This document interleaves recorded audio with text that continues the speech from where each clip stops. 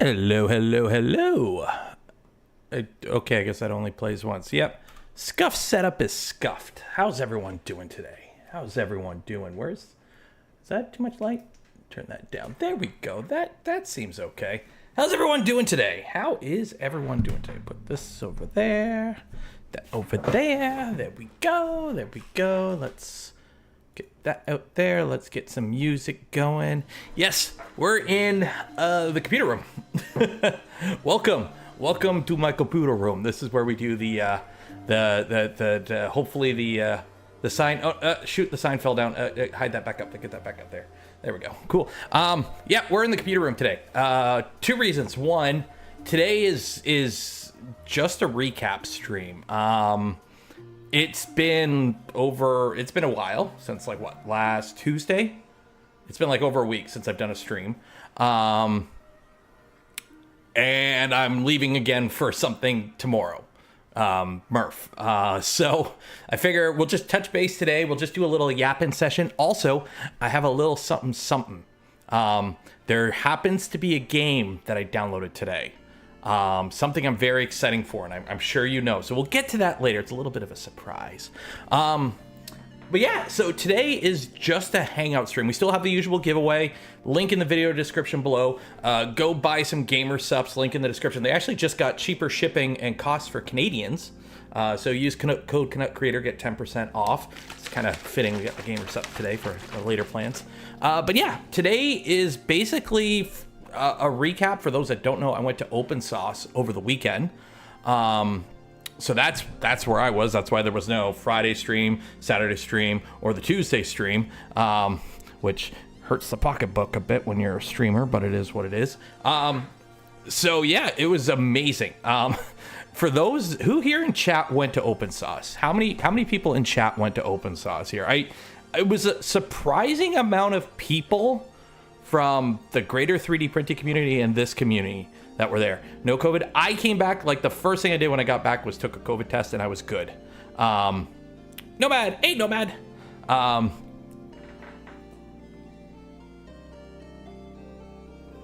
Price of shipping went up. It was announced like yesterday, the price cuts. So yeah, OPENSAUCE was, it was something. I completely overwhelmed. Let me pull up my folder here. Let me pull up my folder here. Where is it? Okay, so here's the thing with OPENSAUCE. It was nice to meet you. Cheers. If you said hi, I'm horrible with names. I talked with John Stern for a bit from the community. If you're here, John, hi John. Met a lot of people for the first time that I haven't met before, or I hadn't met in real life before in flesh meat space. So that was really cool. So here's the thing.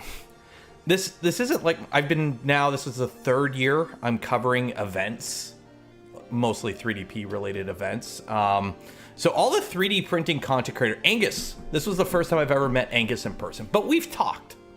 So like all the 3D printing people, you know, I've met before, I've talked to before, I've had discussions with their drinks at a bar. Like this was the first like big event where like I got to interact with like, I'm not going to say my heroes, but I'm going to say like the content creators that have pretty much directly inspired the way I run my channel, or some of the ways I run my channel, or just ideas, or just, you know, content creators I've been watching for like almost a decade. And it's like, you know, I shook iDubbbz's hand. I had a talk with iDubbbz. As somebody who's been on YouTube since like 2006, like, having a chat with iDubbbz was not something I expected to have. And it was great. So what we're gonna do today is I put out a little video yesterday that was basically just about halfway through. I'm like, I should probably like start recording like random clips and stuff and try and make like a vlog, because I know videos are gonna be on a downturn for a bit. But don't worry, we'll go back to videos, because I've got plans, and I talked to a bunch of people. I think we might be, we're going to be leaning into the new channel name a bit more. We're going to be making more stuff on the channel. I'm not saying I'm moving away from 3D printing stuff. I love me some 3DP, but I think we got to start moving away from that being the sole thing we do. And I've got ideas, big plans. Hopefully, we'll see how it goes. For all I know, I'm just going to be building V2s or V0s till the end of time. But it is what it is. It is what it is. I keep looking over here because the chat's here, by the way. That's the camera's there, but I'm looking at chat here. That was cool. No, Pink, no. Joji wasn't there. A lot of cool people. I got to nerd out with some serious people. Let me know if you need the graphics. No, we're keeping this. This we're keeping. Although, Rose, if you're here, if there is any way you can figure out a way to like make this more hat printable. I need to get it, like right now I'm wearing a Paymo Wubby hat. I need to get a new hat. Because as much as I like the Only Benchies hat, I need a hat with my like my branding on it for these events. And this logo uses too many colors and it is a little too complicated for like a hat logo. So maybe just like Canuck creator with the maple leaf or something. I'll figure something. We'll figure something out. We'll figure something out. Just print the hat on the hat. It's already made. Oh, okay, yeah. Just DM it.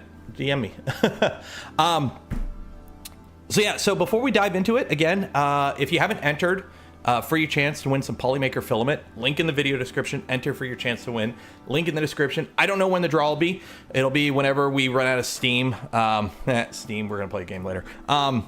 So yeah, and also if you want to help support the channel, the content I create, and the things I do, consider becoming a channel member, a Patreon supporter, or if you're really cool, gifting memberships to others. That's probably the best way to help support the channel, because other people who would normally not be able to be channel members get to be channel members for a month, because every month, so this will be next week, we'll be doing our monthly Only Benchies Yacht Club live stream, and I'm going to be retooling that into more a behind the scenes stuff, because we're going to start working on some builds and project ideas, and I'll touch on it later. But anyways, let's get started. So let me try and not dox myself because I'm just gonna go through my Google album of everything. The month is running out again. I know we're already like almost halfway through 2024. It'll be 2025. I remember as a kid watching a show called Beyond 2000 on like Discovery, and it was like the far off year of 2020, which was 4 years ago now. Vitali gifted 10 community memberships. Cheers and appreciate it. I'm sorry, there's not going to be any updates or pop-ups or anything, unfortunately, because I don't have like my overlay set up for streaming on this computer. It's set up for the computer downstairs and like the cameras and whatnot. So if you were to go on the Twitch channel and gift a membership, or correction, a sub, because that's Twitch, it would pop up because this is the Twitch overlay. That's why there's no chat. That's why there's no chat, because there is no chat. I haven't set it up for YouTube. It's set up for Twitch on this setup, right? So I'll shoot, the sign fell down. Put the sign back up. There we go. Okay. So some of these clips you'll probably have already seen because they were in the vlog, but there's more of them, and I'll give some commentary. Also, if anyone has anything from OPENSAUCE that they saw that they want to share, join the Discord, link in the description, and there's a Canuck creator live stream channel. Just hop in there and post links, and I'll pull them up. Like today we're just gonna be a Yappin stream for now. Big surprises later. I wonder if you can guess what game today of all days we're gonna be playing. It's something I've been waiting for a while to do on stream. Be interesting. I keep looking over here camera angles. Anyways. Is this the right button for this one? Yes, it is. So welcome to my, hopefully I go the right way. Okay, good. So for those that don't know, I fly out of Detroit whenever I go anywhere. Let me turn the music down here so you can hear this. Some of these videos have audio. It is what it is. Thank you for being a SkyMail member. I know. After I edited the video and put it up, I'm like, shit, does it have like my card number on here? Like, I didn't want to dox myself. My name's Taylor. Yes, it is. You're actually going to see me start using that more and starting to drop off the Nero 3D part on this channel.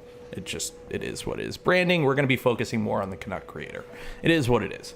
But yeah, so I fly out of Detroit because I'm Canadian, and international flights are expensive. So I'm kind of lucky, whereas I'm within an hour's driving distance of Detroit Airport. So anytime I go anywhere in the States, I fly out of Detroit. And they have this cool thing with these screens. They have like it's like the Nintendo DS screen where it's like 3D. But basically they have cameras and it's totally nanny state, like government spying on you.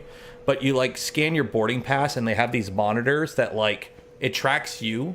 So only you can see it. So if somebody's like right next to you and looks up, they see their name and like arrows pointing to their gate and everything. It's actually pretty cool.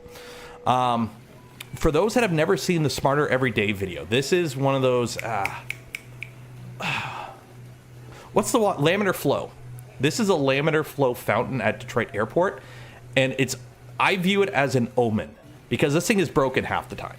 So anytime I go on a flight out of Detroit and the laminar flow fountain is working, I view it as a good omen for the trip. This lied. The trip went good. We'll talk about something that happened to somebody on the way back. And, you know, if you know, you know. Wish Andrew all the best with the recovery. We'll talk on that later. Yeah, Boeing. If it's Boeing, it apparently was going.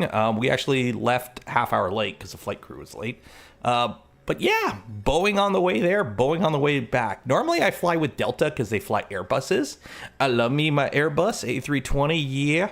But the 737, this was actually the first time I've been on a 737 since I was probably like 4. I lived. I think that's the best thing I could say about it. Taking off, you know, I always record the takeoff and landing of a plane. I have to see the takeoff and landing. I can't take off and land with the window closed. I don't know if it's just a me thing, but like, am I a ghost? I don't know. It has to do with the green screen. It has to do with the green screen. If I turn the green screen off, it goes away or it freezes me for a second. But yeah, I'm a ghost. I like being somewhat see-through because you can kind of see what's behind me, but it baits you into leaving comments. So yeah, whenever I'm on a plane, I need to see out the window during takeoff or landing, or it trips me up. So this was the farthest west I've ever been. I've never been further west than like Rocky Mountain, Rep Fest. So this was the first time on the West Coast ever for me, even in Canada. They had all these ponds. I don't know exactly what they were. If anyone is local, like in the San Francisco Bay Area, they had these like evaporation ponds or something. They were all like these different colors as we flew in. It was weird. Landing's interesting to San Francisco because it's literally like water, land. It's actually like, I think it's all reclaimed land anyways. It's salt evaporation flats. Why? Is it salt for like food? Is it just salt collection, I guess? I don't know, we mine our salt here. Literally, the town I'm in has salt mines everywhere. Welcome to San Francisco. You could tell the shots I took specifically to be in the vlog. This is Cow Palace. This is where the event was. There's Williams, was it 2005 Acura that was all beat up front. There's my YouTube face. Another YouTube face. It was windy. It was like low 60s and windy when I landed. Shorts were a bad idea. I did not bring pants. I'm from Canada. It's hot up here. I'm going south. Shorts. No. I should have brought jeans for like 2 of the 3 days. Although I will say inside shorts were okay. It was just like outside. And you want to be uncomfortable. When you're going to these events, you actually, in my opinion, you always want to dress lighter than you think because it's going to get warm in the event. So shorts were only really an issue the first day, I'll be honest. More just random panning. So this is the first story. Alexandria. So this is waiting. So I didn't need to go Thursday. This is the exhibitor badge. No, so that's exhibitor. So first story break. So, for those that don't know, I am a YouTuber, but I'm a small YouTuber. I'm a wee baby YouTuber, right? 60K Andy here. So, I was informed from a fellow friend in the content creator sphere that I was on the list to be an invited creator for this, for OPENSAUCE. I don't know where I fell on the list. Down at the bottom, let's be honest. But apparently I was on the list. So I was holding out hope that I would be invited. That never ended up panning out. So luckily I'm also, I took off my content creator hat and put on my Voron Design hat and said, cool, I'm a member of Voron Design. Voron Design sponsored, was a sponsor for the event. So I get a sponsor badge. Somewhere along the line during the game of Pass the Information, my email got lost. So someone with an email address very close to mine, but not mine, got all the invite info for the event. Now, I'm assuming this person, if they even are a real person, like if the email is a legit email, they never showed up or whatever. But my invite with the QR code to get the exhibit or the sponsor pass and to get into the event, I never got it. And it was all through Eventbrite, and Eventbrite was kind of doing Eventbrite things. And let's just say I spent like 3 hours outside playing telephone with a bunch of people trying to figure out how to get the right pass so I could get in. Because Thursday was like setup day. So they weren't allowing like VIPs or like people off the street. It was just like supposed to be exhibitors and sponsors only to set up. Because I like going to an event early so I can wander around and kind of see what's going on and mostly just hook up, like meet up with people. Like, hey, what's up? Haven't seen you in a while. Help out, whatever. I'm used to Rep Rap Fest. I'm used to smaller Rep Rap Fest. This event was not a Rep Rap Fest. There was security everywhere and like badge checks and like it. But it makes sense when you realize who's at these events. But anyways, so the Thursday was like 3 hours of trying to figure out how I'm going to get in. Eventually we got it all sorted out. They gave me an exhibitor pass, and then that was swapped for a sponsor pass once everything was confirmed. This is inside the Cow Palace.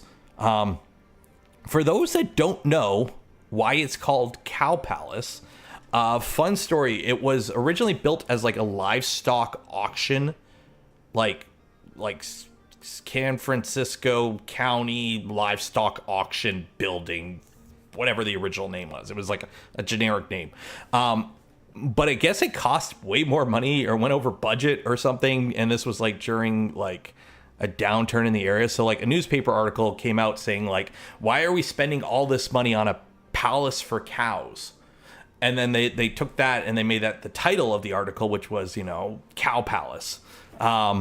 And then when the owners changed, like when it was like from the original owner to the new owner, or like somewhere in the past when ownership changed, they renamed it to Cow Palace because they did the OG, 1950s equivalent of just lean into the meme.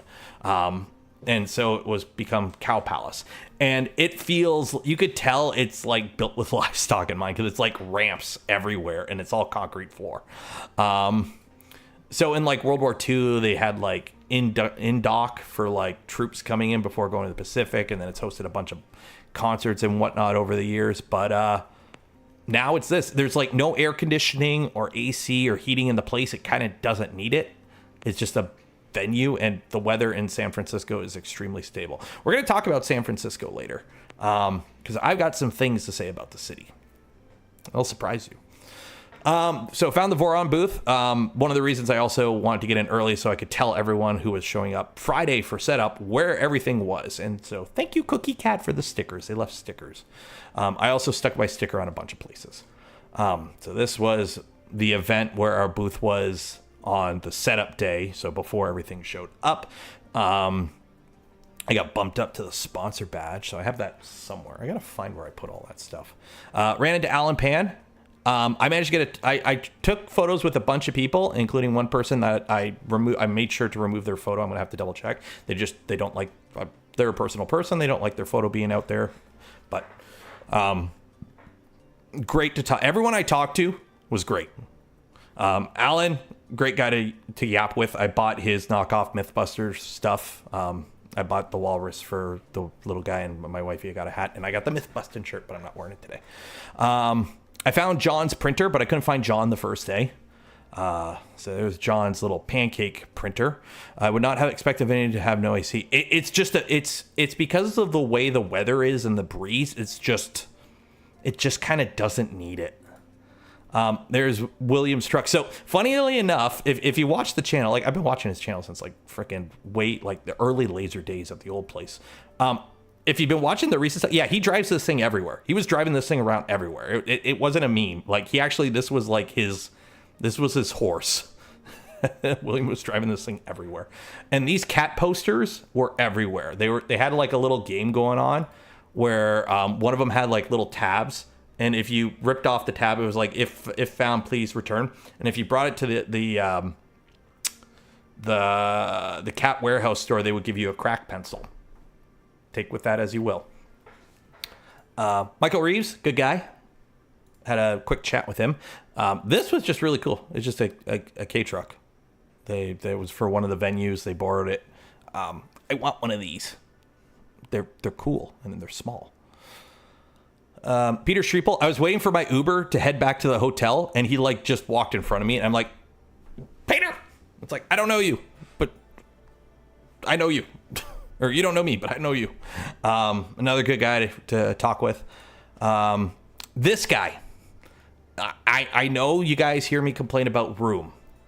So I talked to this guy because I figure if anyone knows about expanding a workshop in a subterranean way, this guy named Colin, this British bloke I met named Colin, I figured he may know some things, and we did talk about it. And unfortunately, my water table's too high. He's got like, he can go down 15 stories before he hits the water table in his area.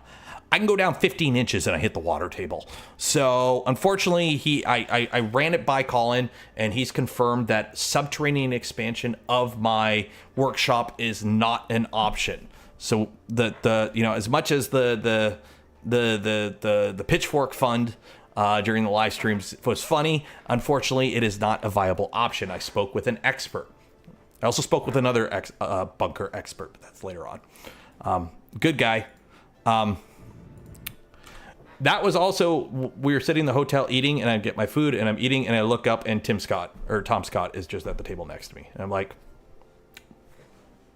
that's Tom Scott. He didn't have a red shirt on, and it broke my brain.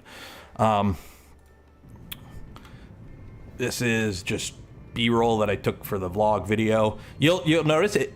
All of this is in order of when I took the video. Tom Scott was at our hotel, not at our hotel, Nomad, at the Creator Hotel. So if you watch my video, you'll notice I rearranged some stuff for thematic effect.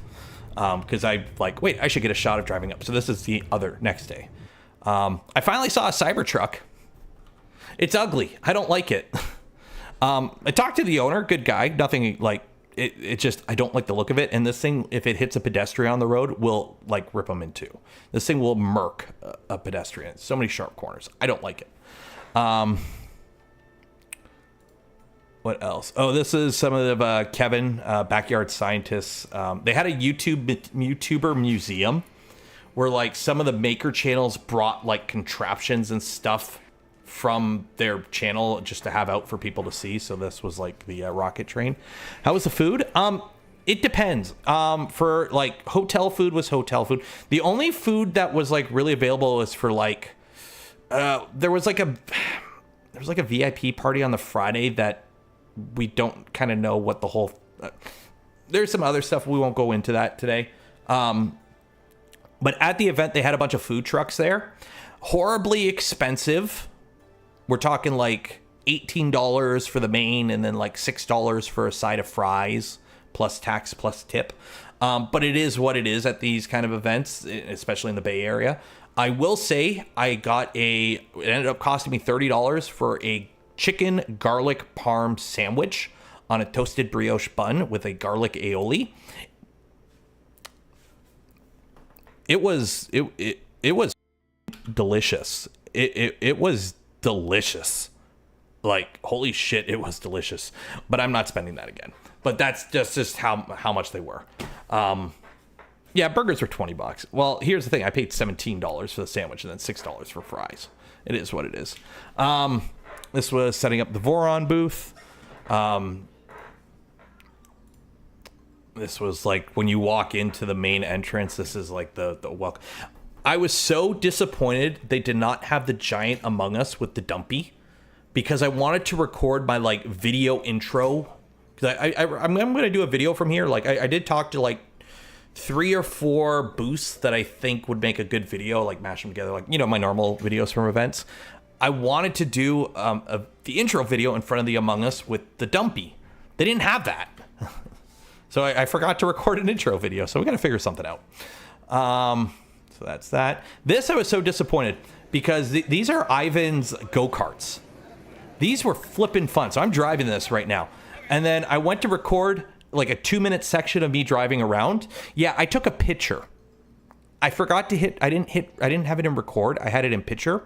So I took this picture and then proceeded to rip around for like a good minute and then crash it. And nothing was on camera. Professional YouTuber. But they were fun. They had them in the creator lounge and a bunch of people had fun with those. Kevin from Backyard Scientists. He had a Bruce hat. This was us getting the Phoenix in. It took us a long time to get everything in because on the first day they weren't allowing vehicles into the actual like Cow Palace area. So you had to like park in the parking lot and shuttle everything in, which for a lot of the smaller vendors and exhibitors wasn't a big issue until you have a 300-pound Phoenix. So we had to like wait for one of these to become available, and we tried to borrow one. They wouldn't let us have one. So we had to wait. I stopped over names, faces. Any chance you could show? I think I have a picture of the booth. But if you're wondering who was there from the Voron team, like the ones with the sponsor, it was me, Taco, Steve, Max, Doc, and Peach, I think. Can't remember. Should have 3D printed a go-kart. We'll get to that. So this was the booth all set up. This was cool. This was like an old steam engine they had there. And this was on Industry Day, I believe. So this was the Friday. This was a map. I love the art style. Like there was one person that did all like the art for the whole event. So it's like a consistent theme through everything. And it was, I love the art. I wish you could have bought this. Like they had this inside the pamphlet. You got like a little one. I wish they had a full-size poster of this. I would have bought it if I would have been able to bring it home in one piece. I just love the art style for all like it was very old school, like retro futuristic. Like you see this kind of style used in Fallout. But like very retro futuristic. It was really, really nice. I liked it. This was more setting up. So this was like the main stage. This is where like they did the big talks and whatnot. So they had all these planets hanging. Coco Press was there. Was Liz there? No, Liz was not there. I think she's gonna be at MRRF though. This was cool. This was an aimbot. See this little piece of wood? They have a little like reflector on it, like IR reflector. So this is an aimbot. It's an airsoft gun, but it tracks like, it's supposed to track the IR illuminators, but it turns out it tracks anything that's just really bright. So this one person was walking around with like the cyberpunk samurai jacket with like the LEDs and all that, and like as they were walking by, it was just like following them. So it was just like locking on to him and following him around so you can see what it's following the lights. So that was pretty cool. This is the kegerator, or keg rocket. That was there. This was setting up Crunch Labs. Crunch Labs probably had the biggest like booth there, but that's Mark Rober's thing. Peter Streeple's Dremel helicopter thing. I'm surprised most of those things are still together, I'll be honest. This was Cookie Cat's booth. They had this Perfection, I think the game is called. They had this set up. This was actually pretty fun. So we'll let, I just realized that's the Cookie Cat logo. Was Mitch the one who made this? Oh, cool. COVID test.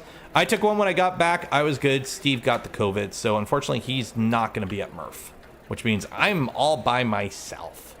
Red.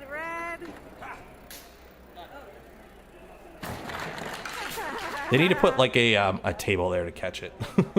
So this was really fun. You were hearing this pop off the whole event. This was the steam engine. So it runs on wood. And I missed the horn. I only got like the end. It's like, oh, shoot. Flappy Bird. Sorry. So it's you have to like flap your arms, and then you have to like raise your leg to lay an egg, and you have to land it in the tube. Yeah, it's a lot harder than you think. Sorry. This was the takedown request, or the cease and desist that Alan Pan got in regards to his Mythbusters merch. Because for those that don't know, go watch the video on Alan Pan's channel. But CNN, or whatever company owns CNN, like that umbrella company owns Mythbusters. Like they own Discovery, Mythbusters, whatever. They let the rights to Mythbusters merchandise lapse. And Alan bought it. So he had the legal right to sell Mythbusters merch. So he was selling like knockoff Mythbusters merch that was legit Mythbusters merch because he owned the rights to it. And then CNN sent him a cease and desist that they like have framed at the booth, and they were selling the merch there. It was pretty cool. Peter Streeple can't spell shirts. Everyone else's shirts were $30. His was $25. I did not. I was gonna buy one of the Boeing shirts, but I was running out of room very quickly from stuff I was getting. Glitter bombs. These were cool. They had a bunch of glitter bombs set up at the Crunch Labs booth. Little cat things. These aren't the creepy ones. Don't worry. We'll get to those.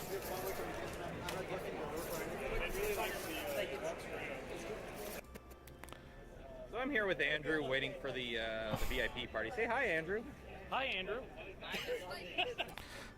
So there was a VIP exhibitor party on the Friday.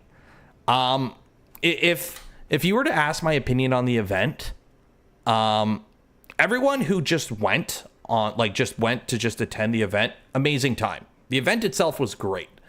Any news on Andrew? He's doing okay now. He's on the upside of it. We'll talk on what happened with Andrew later. He had a pulmonary embolism after the flight on the way home.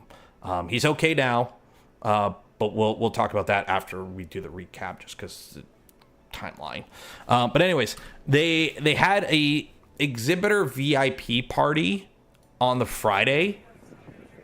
You were supposed to have to, like, how it was supposed to work was, like, if you were a VIP or a sponsor badge, or a creator, you got in. The badge got you in. And then if you were an exhibitor, each booth was supposed to have, like, 2 tags. So 2 people would be able to go to the party. But there was, like, a communication thing, and they were giving the wristbands to people who had the, like, sponsor badge, who didn't need it. So they ran out of wristbands, so they basically let everyone in. And I think there were way more people than they expected. And then, like, they started cordoning off areas for different badge levels. Communication at the higher level, like, there were things that, like, we were told on certain, like, at the beginning that we could get in certain areas, and then that kind of changed throughout the event.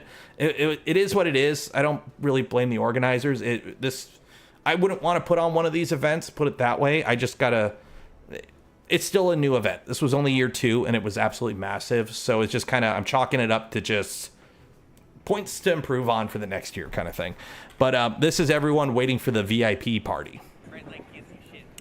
The line literally goes all the way around all these cars, all the way up, and ends right here. It's thunderstorming. So this was the line for the VIP party. They also, everyone went in, set up their booths, left all their stuff inside, and then we all got kicked out to go back into the event through metal detectors for the party, to go back to the booths where we left everything. Yeah, that So all these people here were already, for the most part, were already inside in the area that we were all going back to.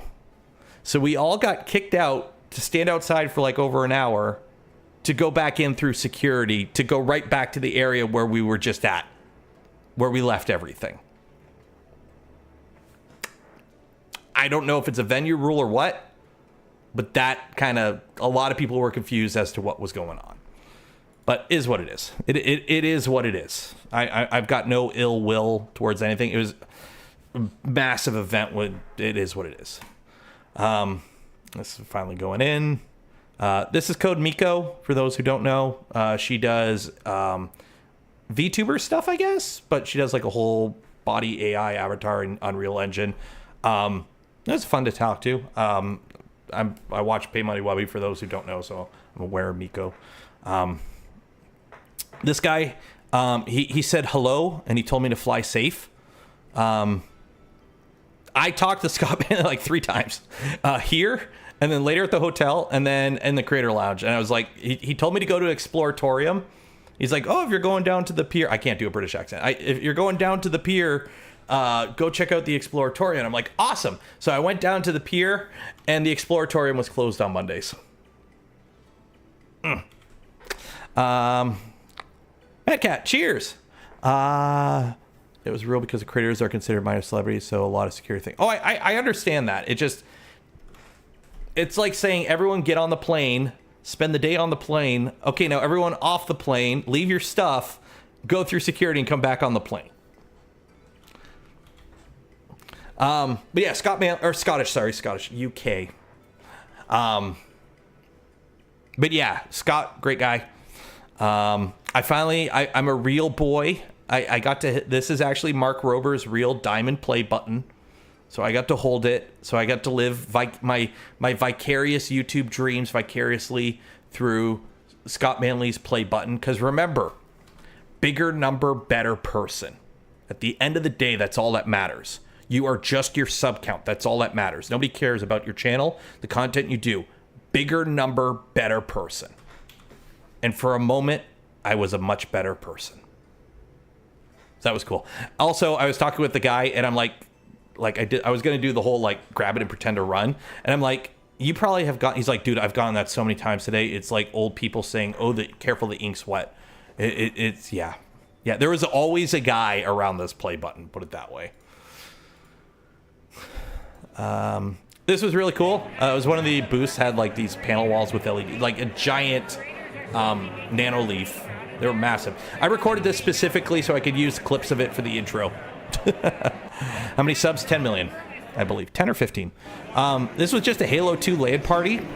I forgot how... It's funny how quickly you fall back into being able to play Halo 2, like the buttons and everything. But also how much I forgot I suck at a controller. So these are just random clips from on the floor. This is like a floppy Matron thing. Let me turn the volume down a little bit. This was like a floppy Matron type thing. They had a bunch of steppers and whatnot playing music. This was cool. Ren from Corridor Digital, another cool dude. Got to yap with him for a bit. Yeah, good guy. Good guy. Everyone I talked to, anyone I have a picture with, was just a good guy. This was really cool. This was like a diamond. This person here made it, I guess. But you like look at it from different angles and it changes color. It was really cool. This is cursed. This thing was cursed. No, I don't like it. Just wait. It talks too. They took the Furby voice lines from the original Furby and then fed it into a large language model so that they could emulate its voice, so they can make it say new things. It's an abomination upon the Lord and all that is human.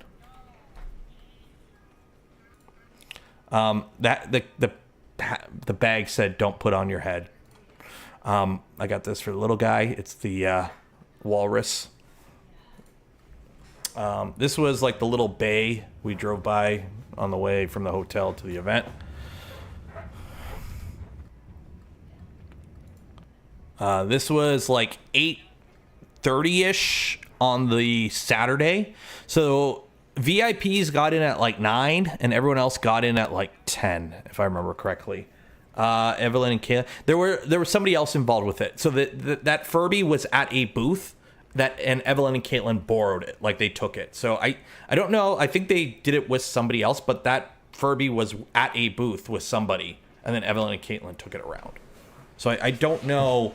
It wasn't a Boston Dynamics. It was one of like the Chinese knockoff Boston Dynamics, but they're still like $2,000. This was like a little cool. This was cool. This was a little diorama they had at the event. That was basically so you could like see a map of everything. So this was cool. That was a little short I put out.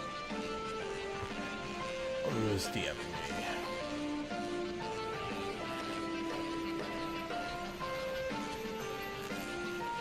Oh, what's going on here?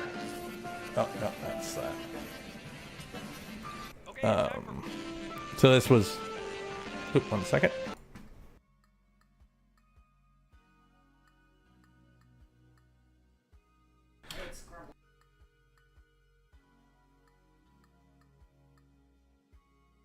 Apparently it's raining like crazy out, so if I suddenly disappear, you know what happened.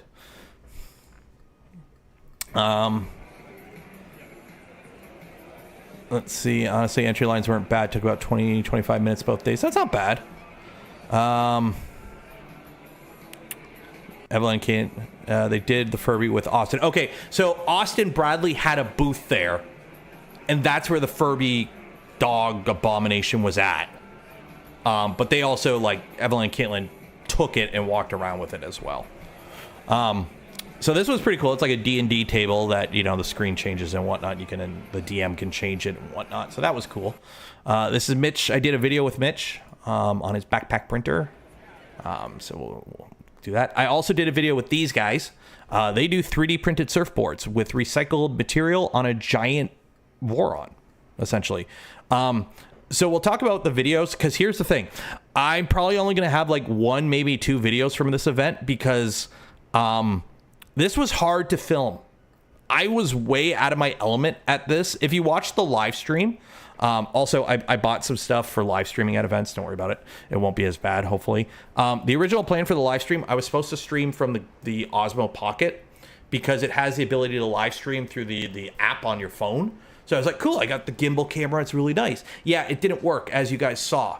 It would basically, the app would say I'm live, but YouTube be like, waiting to go live. And the app had like no way to like, because the app's like, you're live right now. And I'm like, YouTube's like, you're not live. And I had no way to like force going live.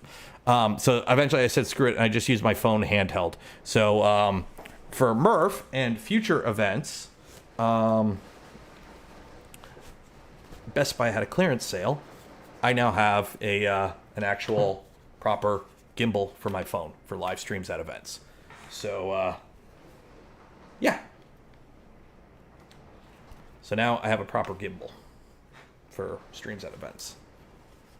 So if you want to help support the channel, link in the description. Go buy some stuff.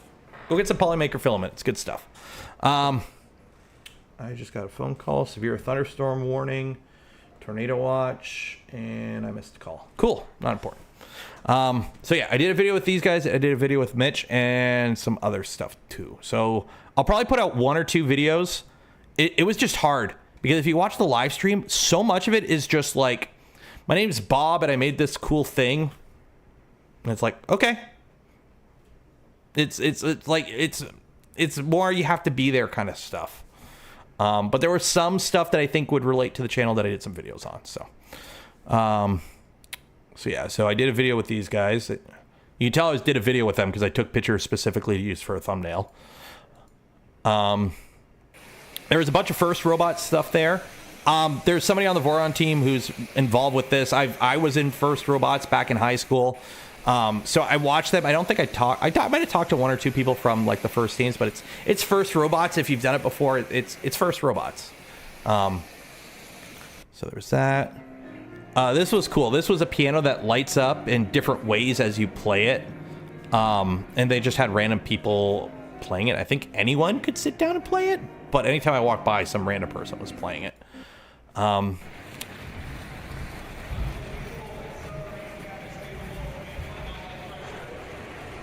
Thunder. These are souped up Hot Wheels cars that they were racing.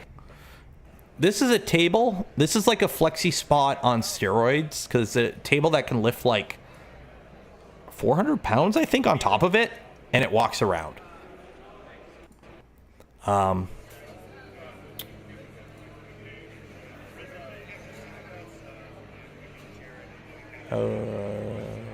Those storms are starting to move in. Formlabs had a booth there. I think this was like the intro talk. Yeah, there's William. Yeah, that's Safety Third podcast, and Niall read. Niall, I got pictures with like all the Safety Third podcast and like all the other creators that like I personally like. I consume their content regularly. I forgot to get a picture with Niall. That's the only one I missed, I think. From like creators that I watch, like maker creators that I watch regularly. Arc Attack was there.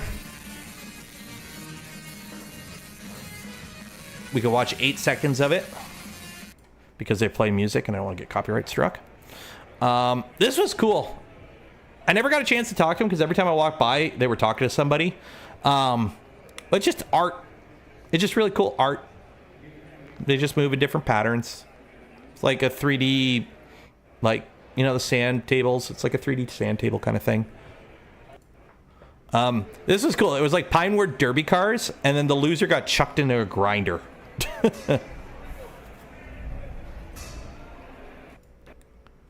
So they would just chuck your car into the grinder if you lost.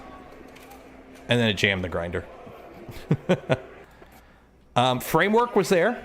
I guess they're local. It's like Framework, I guess, is like their headquarters in San Francisco. And I think the CEO was even there for a bit. But I talked to him for a bit. Really cool. I kind of really want to get a Framework laptop. The problem is they cost money. And unfortunately, like when I travel, I really only use my laptop for like watching videos and like Discord at my hotel. So it's hard for me to justify getting a new laptop. The only thing like a new laptop is a battery. Like I got a ThinkPad T470S. It's got like 2 hours of battery. But other than that, it does everything I need on the go. I just can't edit on it. Was Linus there? No. Luke was there. Tanyan was there. And I think there was one other person from LTT that were there. I talked with how do you pronounce it? Tyan? I spoke with him a bunch at the event. It was pretty cool. The JLC PCB guy. So it was kind of funny. The way the booths were, they had like, so, you know, obviously you had the aisles. So between the aisles, you would have booths that were back to back. And they had PCB Way and JLC PCB like back to back. So I was waiting for like the Crips and Bloods like turf war to start breaking out between the two, but it never happened because, you know, it's a trade show and people behave, unfortunately. PCB Bear. This was pretty cool. It was like one of those Strand Beast type things.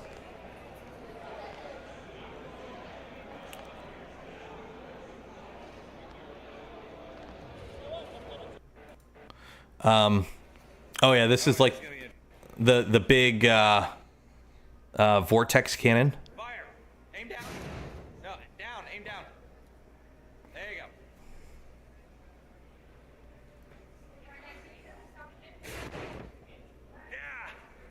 It actually pushes a surprising amount of air. Framebook are customizable. They're pricey when I saw Jay's 2 cents, so that was a while back. Yeah, so Framework, the thing with Framework laptops is the motherboard is easily replaceable. The I/O is hot swappable because they have basically 4, on like the Framework 13, they have like 4 internal USB-C headers, and you buy little adapter cards. So you could have like 4 USB-Cs, or you could have like 2 USB-As, 1 HDMI, and 1 USB-C. You can like mix and match because they're just USB adapters and they're built into they slide into slots.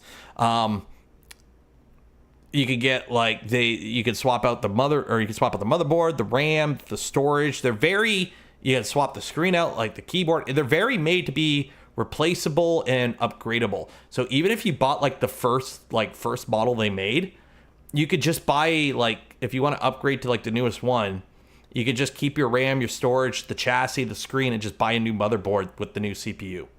It's actually really nice. So I'm kind of want to get like a Framework 13 with the AMD processor, because I don't want the 16. It's too big, too heavy, and I have a Steam Deck if I want to play games on the go. So I kind of want to get a Framework 13. The problem is I just can't justify it, and I would take it over a Mac any day. Just put Linux on it. This guy's named Zach. It's not Jerry, but he does jerry rig everything. Another good guy to talk to. iDubbbz. Ian was there. I talked to him for a bit. I've been watching him since like the old days. The way back in like Pink Guy days. Collab with Pink, like way before all that. So yeah, really cool. I talked to him for like 10-15 minutes. Just good guy to talk to. They brought the Evelyn and Caitlin, they brought the Abomination backstage.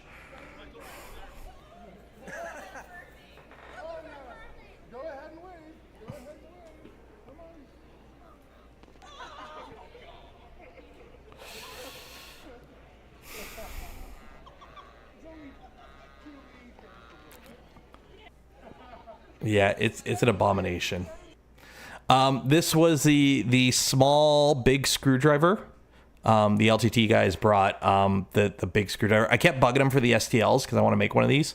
They're working on it. The problem is if they release the STLs, and some Chinese company will just scale them down and clone it, because it is what it is. The ratchet mechanism is patented, I believe, and they literally, to make this, just took the CAD for the official screwdriver and just blew it up like 400% and printed it.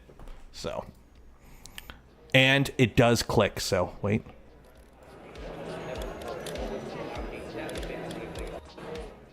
So yeah, it does click. I met William finally at the end of the second day in the parking lot. It was crazy. I took a picture and said hi, and wished him luck with the show and whatnot. And that was pretty much the only time I got to talk to him. Me and Steve, because he kept bugging us about beards. So somebody clipped that and put it into a GIF so I can put it on the website or on the Discord. They were selling these web shooters, so I was fiddling with it in the hotel room. I'm Spooderman. Shoot. It's supposed to have a suction cup and stick to stuff. This was so. There was a special creator only party that you only got to go to if you actually were a content creator with the content creator badge. So I couldn't, tag along into the creator lounge like I was doing with other content creators all weekend. So those of us that couldn't attend had LobbyCon with no alcohol, because the hotel we were at, this hotel, was the hotel next to the hotel that was booked out for the creator lounge. So for the creators, they were all like they for OPENSAUCE, they bought out the entire hotel. So the only people that stayed at the creator hotel were the creators, the invited creators, because they bought out the hotel. So a bunch of us were at the hotel next to it because there's only so many hotels near the venue. This hotel doesn't have a bar. So when we get there, they're like, oh, if you want to drink, because it's in like a commercial area, there's like no bars or anything near the hotel. Not even like a Denny's or any restaurant that has a bar. There was nothing nearby. So it's like, oh, if you want to drink, just go to the other hotel next door, because they're both Hiltons. No, security wouldn't let us in. After like the first or second day, they locked down that thing like Fort Knox. So it's like, even if the creators are not even at the hotel, they're at a party, we couldn't get into the other hotel to have a drink. It is what it is. Like, I understand the security. I'm a 60K Andy on YouTube. I get death threats. I don't want to know what like some of these guys are getting. They let me in, but not you, Nomad. Well, of course, I've got that swagger. I got that YouTube swagger. You gotta walk in like you own the place. That's how. This was a laser game. This was on the Sunday, and I managed to get in the top 3. I don't know if I finished in the top 3, but I managed to get in the top 3. That was cool. This guy I did a video with. These are all little remote controlled like models he makes just because They're really cool. They have little like FPV cameras in them, so you can wear like FPV headsets while you. They all have flamethrowers and rocket launchers. They're all like fully articulated. They have like screens on them. These were really cool. I did a whole video with this guy. There's Brett from Ghost Town Living. He owns the Sierra Gordo silver mine town that was like abandoned in like 1800s, and he bought it, and he's like renovating it all. I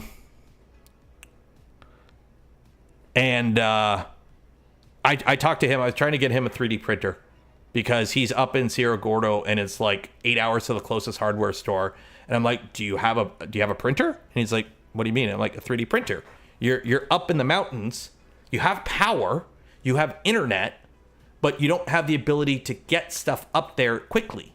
So you need a 3D printer. So when you're up there and, you know, a wrench breaks, or you need an adapter, or you need a custom jig or a mount or a hook or whatever, you could just 3D print it. And he's like, oh shit, that's a good idea. So I think I got him a Prusa. So they gave us golden tickets we could give away to creators to give them free printers. And I'm like, this guy needs a printer. And also, since he's 8 hours away from everything, and being able to repair your own shit is kind of important, I recommended a Prusa. Because it's just, you know, it is what it is when you're in a remote area without consistent internet and supplies. So yeah, Tim Dodd, Mr. Everyday Astronaut. I yapped with him about rockets for a good 15-20 minutes, nerding out. It was great. He's a good dude to chat with. Everyone I talked to, great dude. Jeff Gerling, we both complained about not Raspberry Pis. He knows about Clipper and whatnot, so I think he might be doing some 3D printing stuff in the future, maybe. There's one of his Pies, not his Piz dispensers. That sounds weird to say it in person. So we're here, we got all these delicious sandwiches, and as you can see, all these sandwiches have tomatoes. And I got a guy here, he loves tomatoes. You love tomatoes, right? This one, it doesn't. This is red pepper. Oh yeah, you found one without tomato. There you go. So we're Yeah, here, we got so that all guy, these he doesn't like tomatoes. Thor, this guy, he came by the Voron booth too, and I gave him the whole spiel on Voron and whatnot. Integsa, if you don't know who Integsa is, he doesn't like tomatoes. Yeah, so this is Pirate Software. If you're on YouTube, he probably has taken over your shorts feed. Great dude. I kind of watch his stuff. Like, I'm well aware of him, but I don't like regularly watch his live streams because the algorithm feeds me his content regularly enough. But good dude, really good dude to chat with. I showed him a bunch of the Helldivers cosplay I was working on, and he thought it was really cool and whatnot. So he's cool. Thor's cool. These were Lego guys.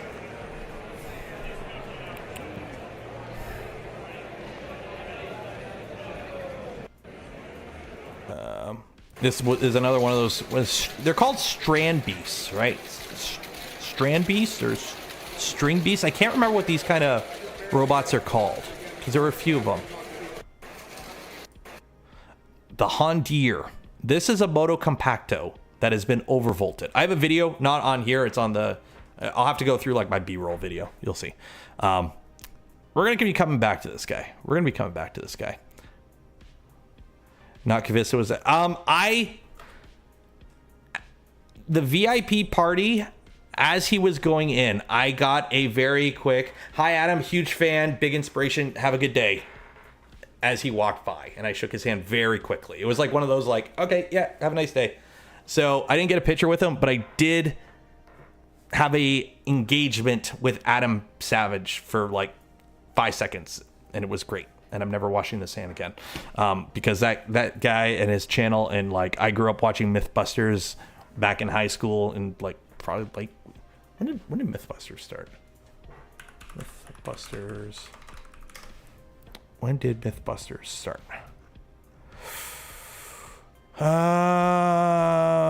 2003. So that was like, I was in high school. Yeah, I was in high school for Mythbusters.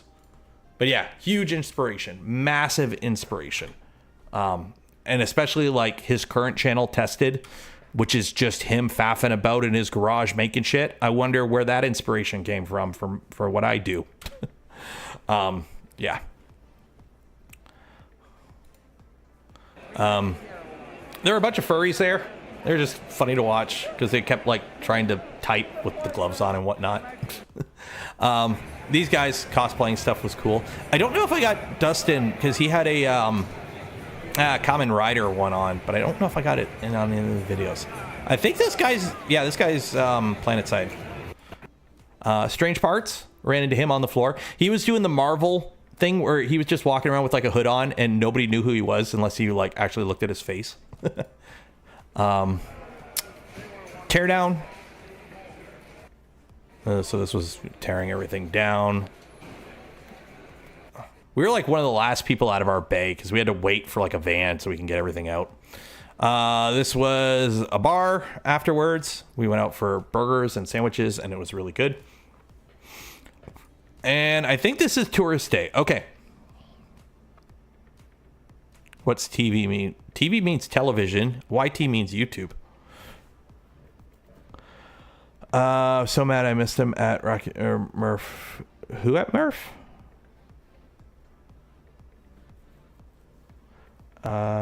Strand Beast. It's Dutch for beach beast. Okay. He was at, yeah, Strange Part was at Rocky Mountain. So this was, so I flew back Tuesday. Normally for these events, I fly out like the Thursday and I come back on like the Monday. For this event, I took an extra day because it's like, I've never been in San Francisco before. I'm hoping I can go next year, but we'll see. You know, it's a year out. It's hard to say. So I'm like, I'll take an extra day and do some tourist crap. So I just wandered around. I wandered around. So this was Pier 39. So I was with Rudolph and Tommy from the Prusa team because their flight wasn't till like early afternoon. So we like Ubered downtown to Fisherman's Wharf. We very quickly like ran to the end. We saw the sea lions. We took pictures with the sea lions. Then we Ubered over to, or walked a little bit. Then we Ubered over to the bridge, walked across the bridge. They Ubered back to the airport and flew home. I Ubered back to Fisherman's Wharf because I like wandering around. It's like, I did not get to see like all of Fisherman's Wharf. So I just went back to Fisherman's Wharf and wandered around the rest of the day. So if you're wondering why it's like Fisherman's Wharf, then the bridge, then back, that's why. So these are all the sea lions. They go Earth a lot. Unless you're a tourist, SF is a pit. You know what? I wandered around some side streets. San Francisco was fine. Like, I heard all the horror stories, like, oh, there's poop everywhere. And I wandered into the downtown area, like where all the tall buildings are. I just wandered there, took a few side streets, and it was fine. I did not feel unsafe or like, yeah, there were a few creepy people, but let's be honest, name one big city without the odd junkie stumbling around downtown. I mean, all big cities have the same problems. I felt perfectly fine and safe anywhere, like any of the tourist areas I went to in San Francisco. It was fine. Like, I don't know. Like, I didn't see anything that would, like, I mean, I've been to a bunch of other big cities. I didn't see anything out of the ordinary. It's a big city. It is what it is. When you have millions of people in one area, of course, like the weird oddballs are going to just stand out a little bit more just because there's more people. It is what it is. Don't be getting political, hypothetical bullshit in here. Yeah. But no, it was really nice. I really liked it. More sea lions. Oh, the pictures. Like, look at that. Look how beautiful that all looks.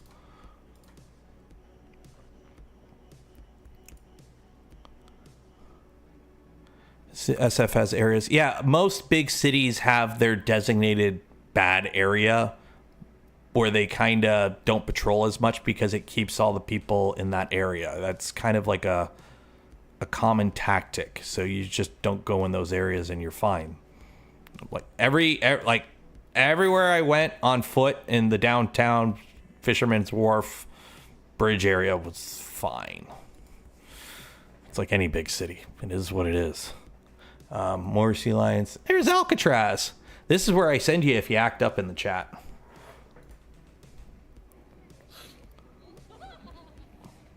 Every now and then, like, one would cause shit and they would all jump in the water. I didn't get a clip of it, though. I think was that a little baby? Yeah, that one's like a little pup or something, a yearling or something.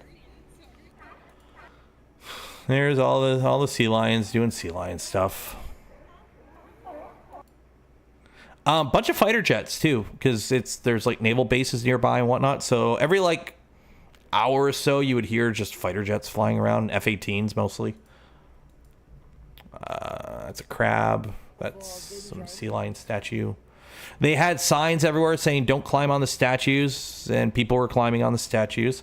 This was a World War II submarine. I could have gone on a tour of it. I just didn't. Looking back, instead of going, I went to the aquarium. I probably would have, for the $30 I spent for the aquarium tour, I probably would have spent the $30 on going in the submarine instead. But when we went here, we were kind of under a time crunch, unfortunately. This was in the morning. Some random guy in there is like, well, they're taking videos of me. These were the Waymo cars. They were everywhere. Some random guy downtown. Like, well, they're taking videos of me. If you ever get a chance, I was going to do a tour of Alcatraz when I took the Uber like, back well, to the Fisherman's Warfare. I'm like, okay, now I'm by myself and I've got the whole day. It was like noonish. I'm like, I'll go to Alcatraz, and all the boats were full. So like, you have to book in advance. So these were everywhere. These are the full self-driving Waymo cars. Wait for it. Wait for it. The Jag. They were everywhere. I saw dozens of these, or at least the same one many times. I don't know. They were just driving around fine. SF is expensive. At a hotel near the venue-ish in Oyster Park or something. I don't know. It's where all the biomechanical. Yeah. It's an expensive city, but let's be honest. Most big cities are expensive. Name one big city that's not expensive nowadays in North America, in Canada or the U.S. Let's be honest. Wait, this was funny. Eat crap. Oh, eat crab. LiDAR. Yeah, all the LiDAR on those. I finally went to an In-N-Out. I've never been to an In-N-Out. It was okay.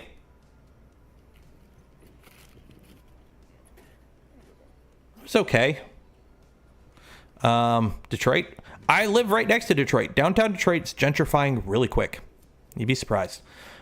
This was a beach that was like right there. And I did not see crap once. I did not see any poo-poo on the floor in San Francisco. I didn't see any vomit. I didn't see any pee. Now, it was windy, so it may have like evaporated, but it honestly no different than any other downtown area. In fact, it was a little bit better than like Toronto, in my opinion. I touched the water. Now, technically, I didn't put my hand in the Pacific Ocean, but I put it in San Francisco Bay, which is connected to the ocean, and the tide was coming in. So I touched Pacific Ocean water, because you have to, right?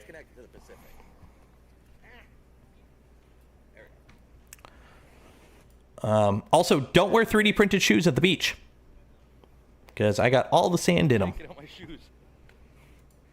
There's the bridge. We went to like the visitor center. Hey Steve, how you feeling?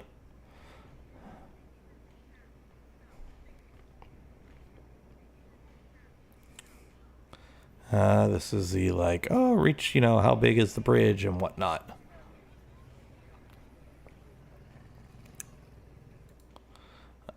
More pictures. So we're like, hey, that doesn't look too far. Let's walk across it. Me, smiley pictures. This was a Coast Guard helicopter. Fever's gone already, just relaxing. That's good. Doron Velta is coming to Murph. I'll see it there and I'll talk with you, because until there's kits, I won't build one. But once there are kits, I will build one. If somebody sends me the kit. So I was like, at first I'm like, you can fly under the bridge? And I guess you can. And then somebody in the comments of my video, because I'm like, I guess, like, in my video, I put like a little comment on screen going, I guess you can fly under the bridge. And then somebody left a comment on my video that's like, yeah, sometimes they have to go under there to get stuff. And I'm like, oh, shit. Good point. Is he going under the bridge? This was one of those things you see it from different angles. It didn't show up too good on camera, but in person it looks better. As you walk across, it's like a timeline of the bridge being built. It was pretty cool. That's an art museum, I believe.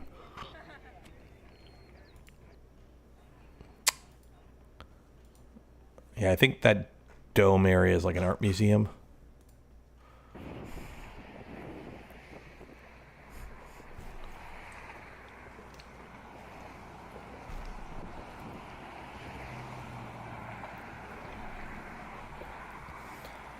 So it's really weird because the moment you stop moving on the bridge, it just vibrates because of all the cars. So it's a little unnerving to stop on it, in my opinion.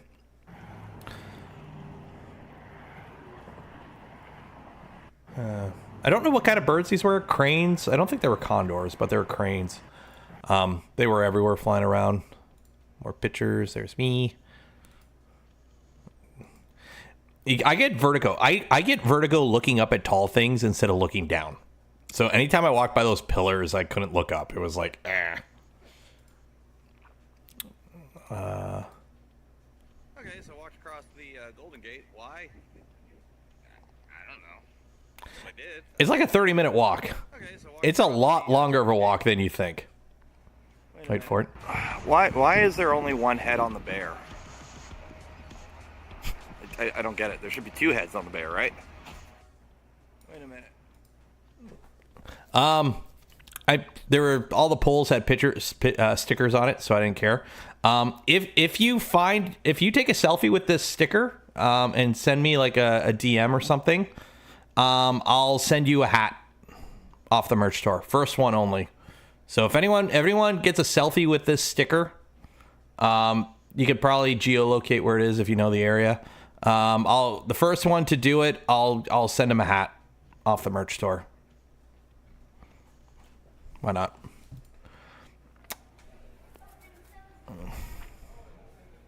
Uber back. Oh yeah, I Ubered back. These were sardines. This was in they had like an aquarium there. It was okay. For the $30 or $35 I paid to get in, probably not worth it. I mostly wanted to see they had otters, but they were all asleep. So it was kind of like, eh. It was okay. This is like one of those things where, like, if you got two parents and a kid, one of the parents goes in with the kid, and that's about it, kind of thing. You don't want to spend the extra for both parents. Little fish. And there's some sharks and whatnot. Camera not focusing on anything.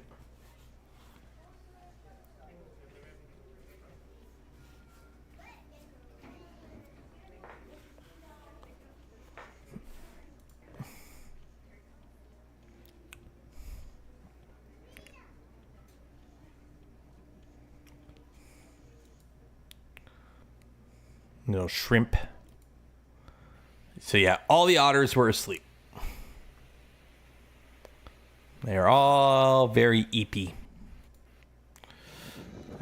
Pier 39. So this is me going back to Pier 39 for B-roll and to wander around. Like, I didn't stop in any of the shops, so I did on this time because now this is just me by myself. I don't know. I can kind of pull off a cowboy hat, I think. This little dog that I only got 1 second of it. World's largest candy store. So yeah, I went to all the way to the Exploratorium and it's like closed. And I'm like, ugh. Any good seafood?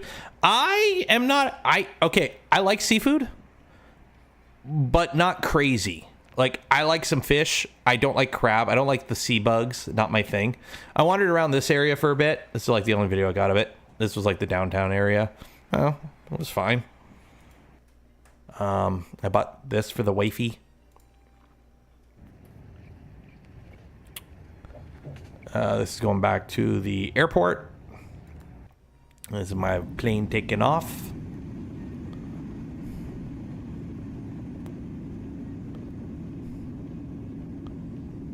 Monterey Bay Aquarium. That's okay. So that's the aquarium I should have gone to. That makes more sense. But yeah, I wasn't in Monterey. Like, I wanted to stay like in the area, like within walking distance, kind of thing.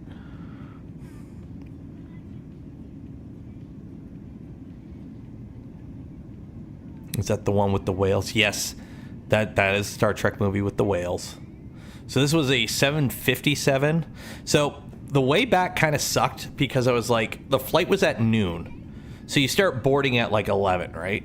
So I'm like, okay, I woke up, I got breakfast at the hotel, and I'm like, okay, what I'll do is this flight, because it's so long, you can buy food on the flight, right? They have meals. So I'm like, once we're in the air, I'll buy a meal. No, we had turbulence. So I didn't eat till like I got home. So it was a long day, and when I landed, I was hungry. I was very hungry. So if you're wondering, that was that bay, that little, you know, when I say, oh, we drove by that little bay area to the hotel. So my hotel is like, kind of like off screen here. Let me see.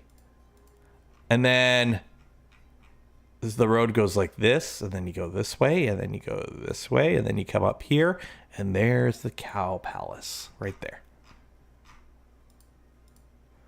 So there's Cow Palace right there. And there's like San Francisco proper is way over here. You had braised short ribs with mac and cheese on your flight home. Ooh. This is flying over the Sierra Nevadas, I believe. And then this is like Nevada, Arizona, Utah, like a lot of mesas. Like you don't fly over a lot of green or a lot of people for a good chunk of this flight. It's when you look at the map of the U.S. and you realize most people live east of the Mississippi. If you fly across the U.S., you very quickly understand why. Because it's like, I mean, this looks really cool. Look at all the canyons and bluffs and mesas and, you know, cliffs and whatnot. But it's like, ain't nobody live here. Ain't nobody live here.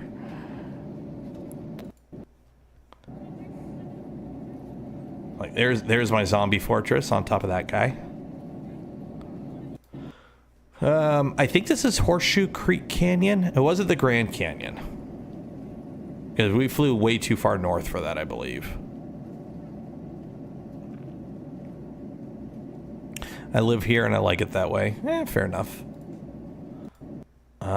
We were boogieing for a good chunk of the flight. We almost hit 1,000. I wanted to get the ground speed at 1,000, but we never quite got there. But yeah, we were boogieing for a good chunk of it. This is the Rockies. Denver is like, I never got a shot at Denver because it was like clouds over it, but like Denver's like right here. So like, we got pretty close to, I was going to wave at Rocky Mountain, but our plane ended up going south around it. This is coming into Detroit.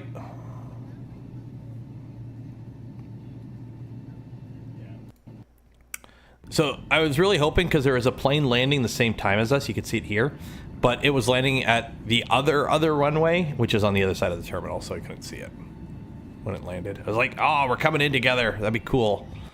And then home. Can't play music. So home, and then this is what I come back home to. By the way, right now in my shop, it is 36 degrees Celsius. So if you're wondering why we're in my house, that's why. So yeah, so that was that. So I do have a few videos. I've got this. Okay, so I've got the surfboard. I've got, who is this? Wasteland. This is the guy with all the cool like these things. So I did a video with him. This is Micronics. This is Millmage with Lightburn, which is their CNC software. And then Mitch. So those are like the 5 interviews I did. That was it. That's all I got in terms of like interviews, because there was so much to do. Like I was kind of overwhelmed. I didn't know how to make videos on a lot of stuff, I'll be honest. Let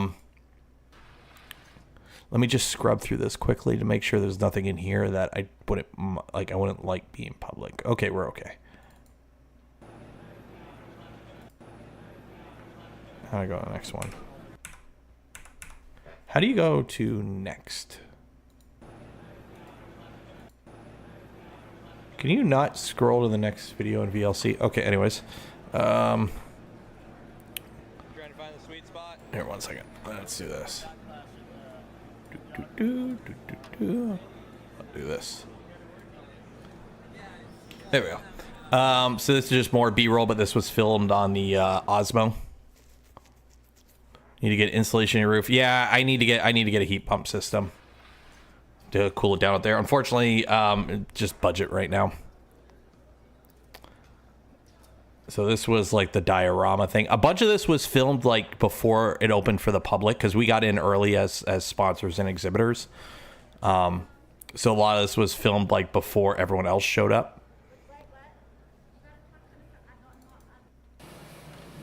These were make your own parachute. So you could go there, you can make your own parachute and then launch it up in the air. So that was pretty cool. Use some of those YouTube. Yeah, you're mistaking me for a successful YouTuber. There's that. Oh, this was cool. You break glass, and they were like making some art piece for the OPENSAUCE logo, so everyone got to break some glass. So what are they, just cardboard? No, they're aluminum polyethylene composite. So you make these cubes. It's this art. There was like 2 or 3 Ghostbusters themed exhibitors there. It was pretty cool. DigiKey had their stuff there. This robot plays beer pong. So, hey, got it.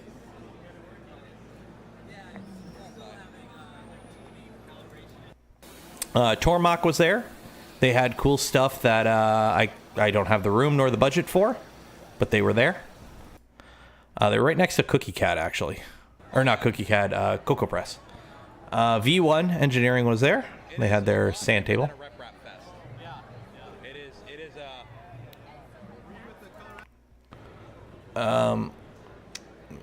They had a few camera setups, like a few different like cameras that like take your picture in like different resolutions. So there's that one. This one was cool. It's a Game Boy camera.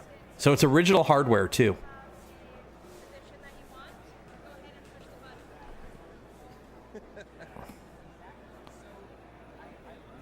So it takes your picture and then it has to like, you have to like play a game or something before it'll print it.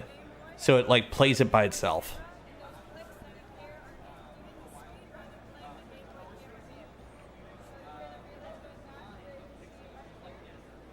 So it's an original camera hardware through like emulation hardware or something. It's pretty cool. And then it takes your picture.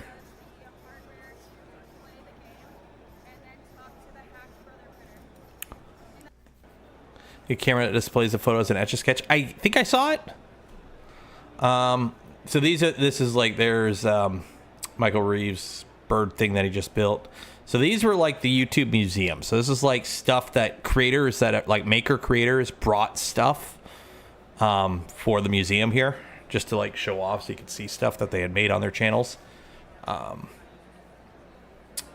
was really heavy. That's copper chainmail. It was heavy.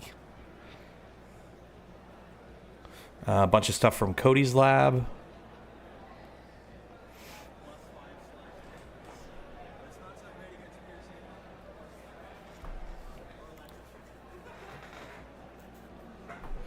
There's John's printer, and then on the other side here, I think, what did I focus on? There's some stuff from Electro Boom. Yeah, this is all from Medi, from Electro Boom.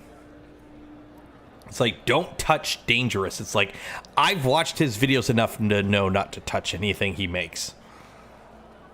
There's the Firefly thing.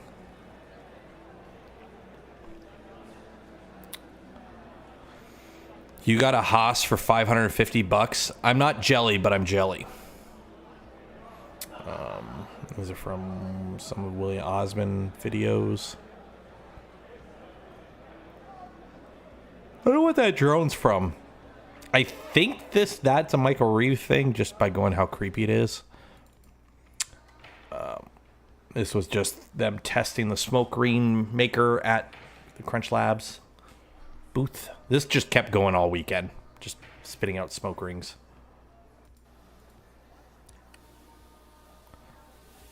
And then this, this was totally YouTuber bait, because like every time there were so many like content creators trying to make videos at this like table here with like all the stuff. It was kind of funny to see everyone.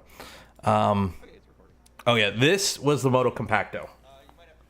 So this is a modified Honda Motocompacto. I think it's been overvolted.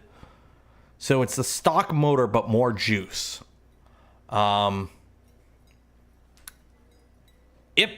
It moves faster than you think. It moves faster than you feel is safe on it. And I want one. I want one of these. The thing is, they don't sell these in Canada. But it's just a frame and some motors, right? I mean, we have aluminum extrusions and 3D printers. It shouldn't be too hard, right? So if anyone happens to know any good source of electric motors that are about 8 inches in diameter and relatively narrow, let me know. I've got a project idea. I know it's modded. You can't even buy these in Canada. You can't buy them in Canada. They don't sell them in Canada, unfortunately. Oh, the Big Mac. That keyboard is way more. So this all folds up. That's one of the cool things with it. So it like folds into like the rectangular volume of it. Oh, this guy.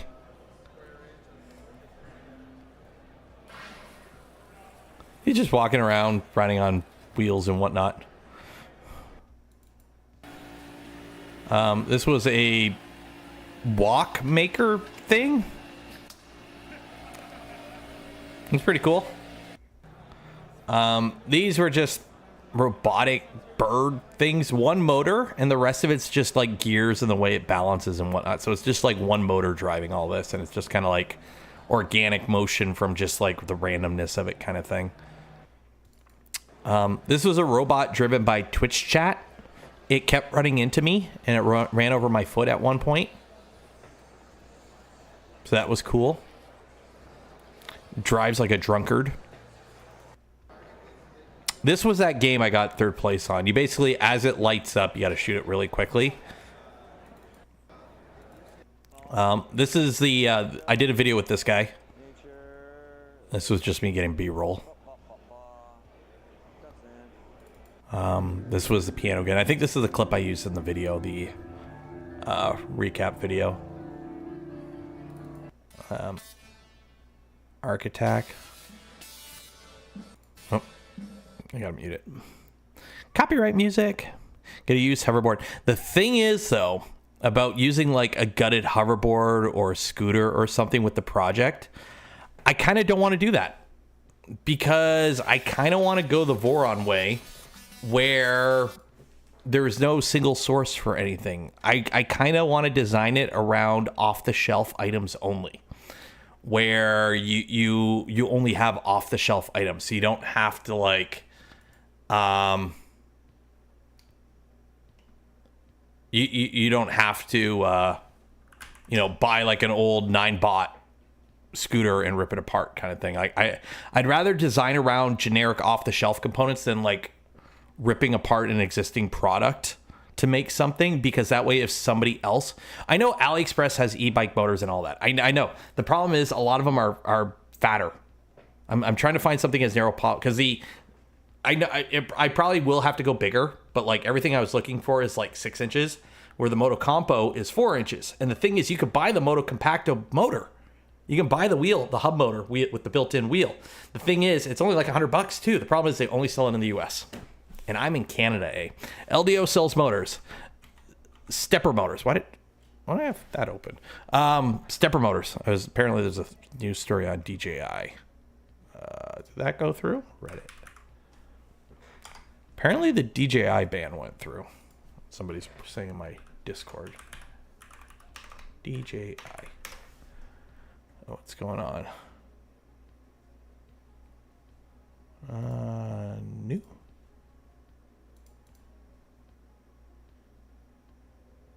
has been set in. Okay, somebody on my Discord was saying it was set in place, but the U.S. government wants to ban DJI drones in the U.S., like DJI branded drones in the U.S. Like they want to outright ban them for data collection and privacy reasons, I believe. Plus, they are completely killing the U.S. market for drones. There's no cheap, good American drones. Let's be honest.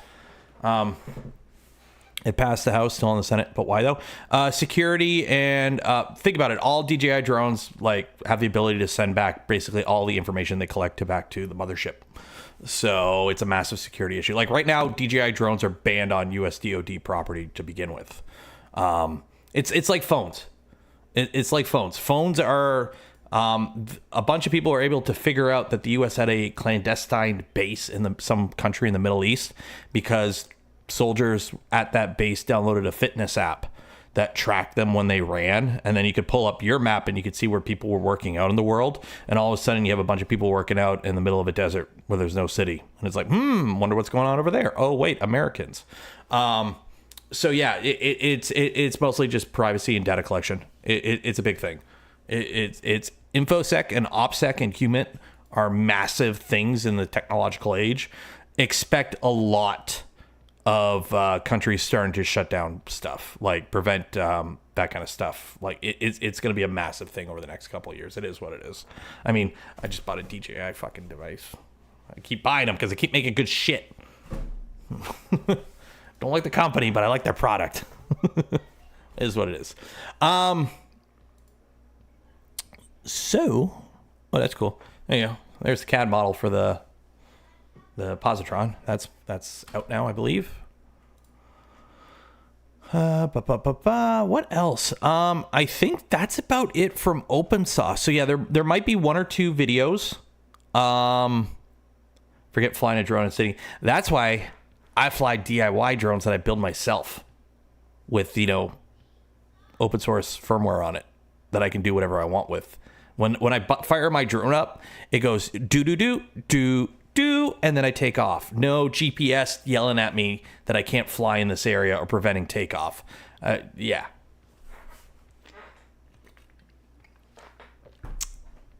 Yeah. Build your own shit. Have full control of your own stuff. Because if you, yeah.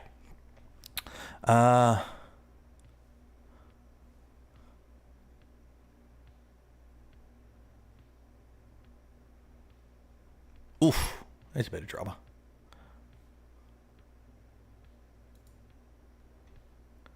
So, Bantam Tools. Here's a little bit of drama. Just a little bit of drama. I don't blame them. I don't blame them.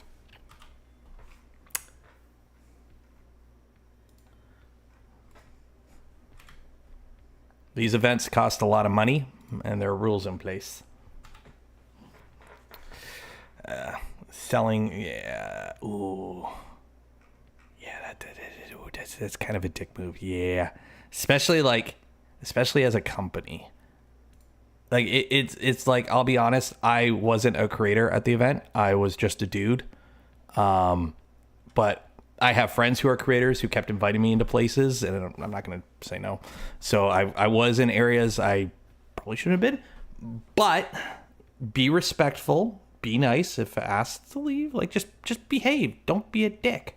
And, I'm just hanging out with my friends that I know from previous events that we talked to.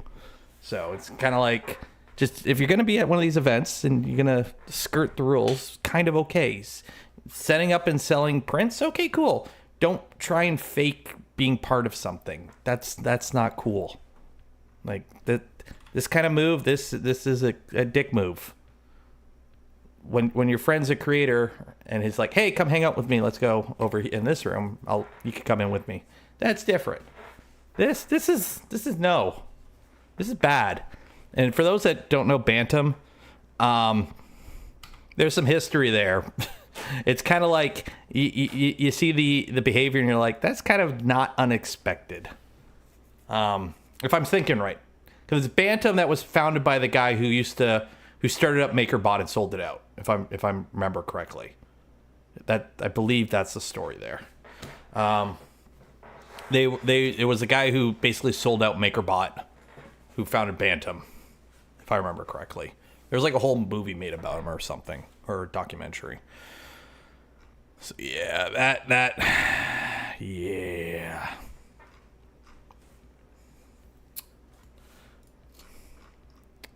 So I think that's it. Anything else from oh yeah. Let me pull it up here. So we're gonna talk about Andrew. Poor Andrew. Fuck. So for those that don't know, Andrew, if you're part of the 3D community, 3D printing community or maker community, you probably know Andrew from 3D Gloop.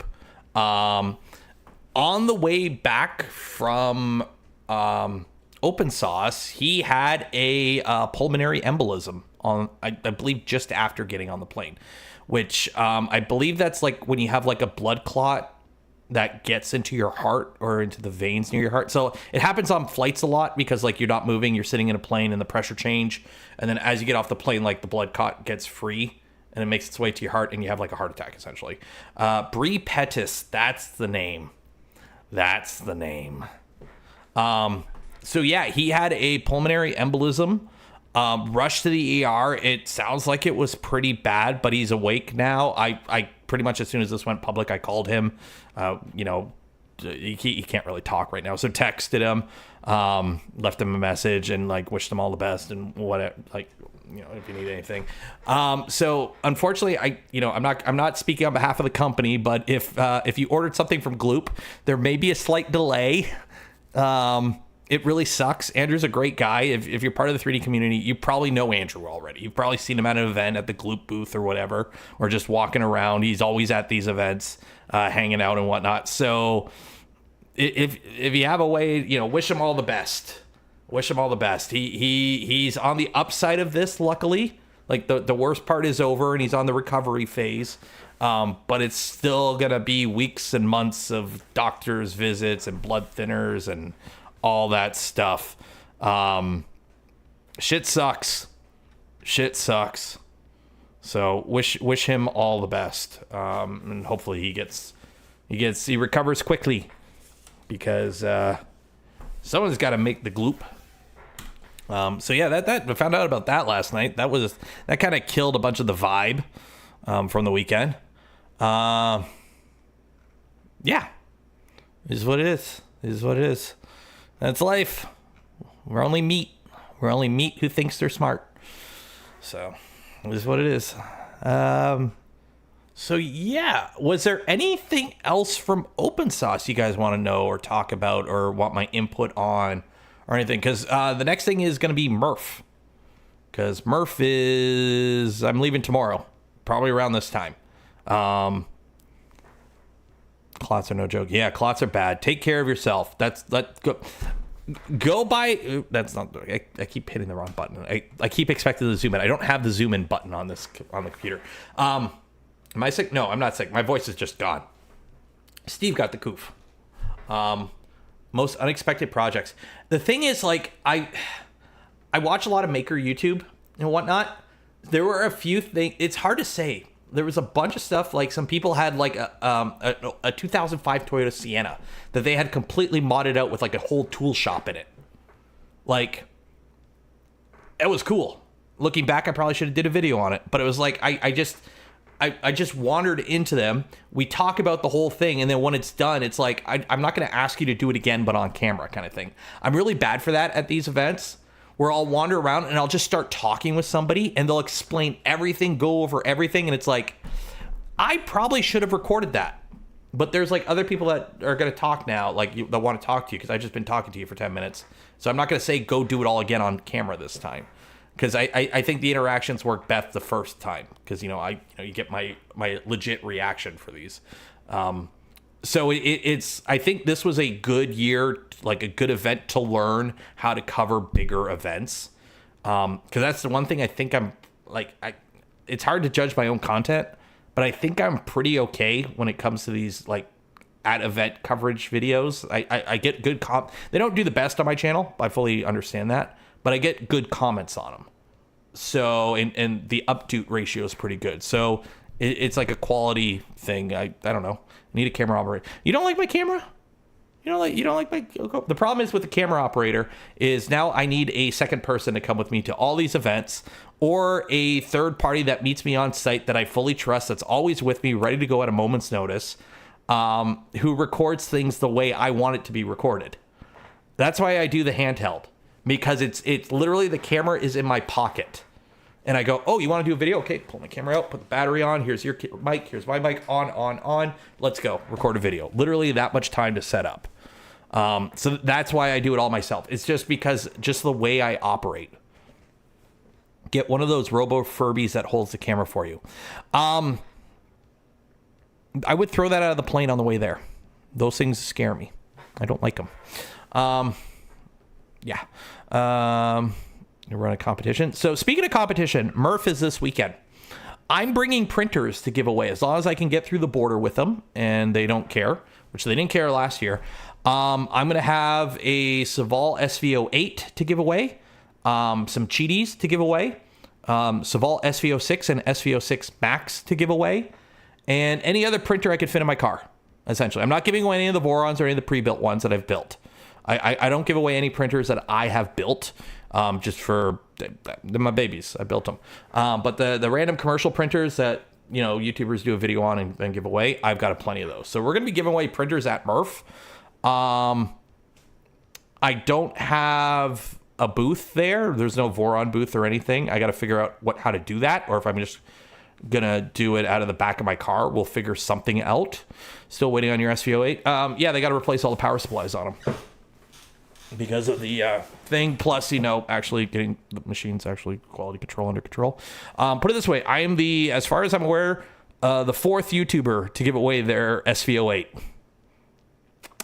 Remember when I say, if you want to know what printers are actually good, look at the printers YouTubers actually use. And the ones that, if a YouTuber does a glowing review on a printer, make sure they point out their affiliate link in the description and, tells you this is the best printer ever and you should buy it. And then you never see that printer again on their channel. Kind of tells you something. Do the SV08 tool changer mod? Why would I? Got a Prusa XL on the way. And I'd rather build a stealth changer. I am not a fan of taking on somebody else's project. If I want to build a tool changer, I am going to either get a machine that is designed to be a tool changer from the start, or I'm going to build one from scratch. I do not like taking somebody else's project car and finishing it. That's just the way I operate. I'm okay with little mods. I like little mods. But the reason I got into Voron, the actual legit reason I got into Voron, was I started off in 3D printing with a Monoprice Select Mini. 120 millimeter bed. I outgrew that within like 2 weeks.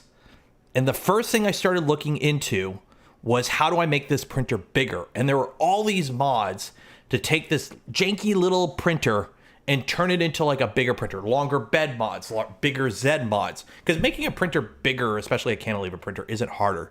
The problem is, it's basically like a racehorse. You're taking something that's designed to work within this envelope and you're stretching it to work in something else.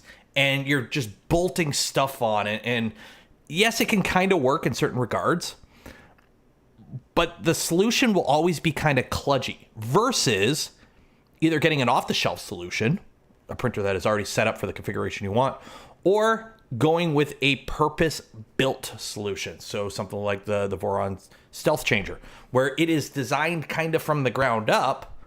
Yes, it's based on a Voron, but a Voron's an open source project where here's the CAD, modify it as you will, versus like, having to drill into sheet metal and like retrofit a printer that was never designed with this in mind to make it do something and bolt stuff on until it works.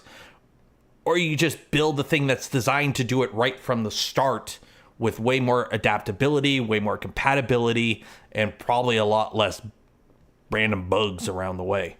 So that's what I would do. The SV08, you would pretty much have to do a stealth changer. So you're taking an existing mod for an open source printing, and you're kind of making it work on an SV08, which is open source, but not in the same way, because it has a lot of semi-custom components that is kind of. I know Teach-A-Tech is working on it, and all the best to him. I've got nothing against that way of doing it. It's just that's not how I personally would do it. everyone does likes their own thing. Some people just don't even care about modding printers and they just want to buy Bamboo and print benchies all day. Good for them. Bamboo makes a great printer for that people just want to buy off the shelf stuff. So, yeah. Good for him. But I'd rather work on a project that anyone could build, not have to buy the SV08. Because let's be honest, how long is the SV08 going to be available for? 2 years from now, when there's like a completely different version of the SV08 out there, because that's the thing, your design is relying on a company and their product not changing. Like, yeah, or you can update.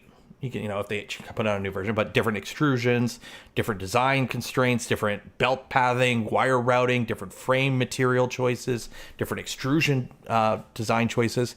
I think for something like that, it's a lot better and safer in the long term to have a platform that says, like earlier in the stream here, we were talking like, I want to kind of DIY my own Motocompacto, and people are like, oh, just buy an electric scooter, like a broken one, and steal the motors out of it. It's like, yes, you could do that.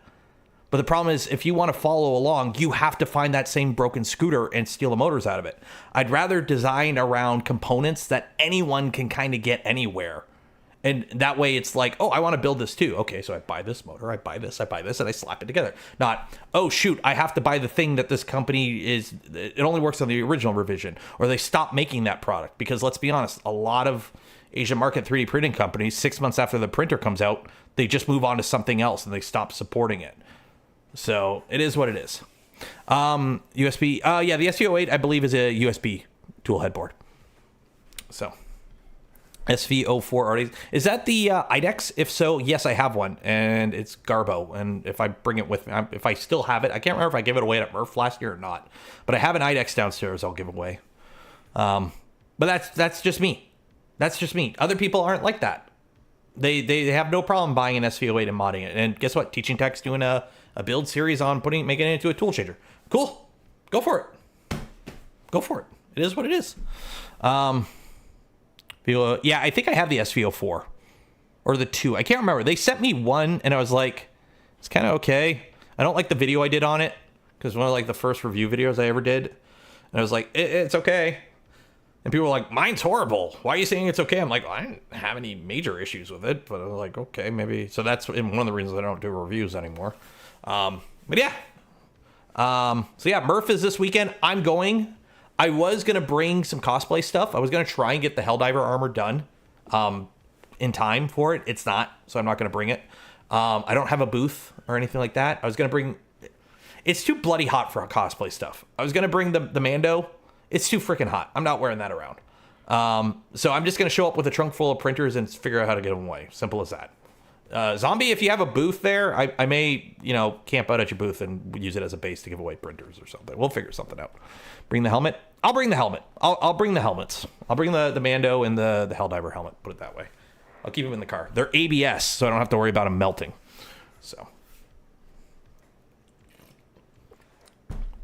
So that's this weekend. It's going to be interesting because I have no idea what's going on at MRRF. A lot less companies are going. And, like, I know Zombie's going. I know Liz is going. I'm going. I don't know. Speaking of MRRF, I got to announce this. Where is it? LDO is doing a giveaway at MRRF. They've got a positron coupon, I believe. What is it? Let me pull it up here. They're doing raffles for a coupon. Okay, so they're doing a positron.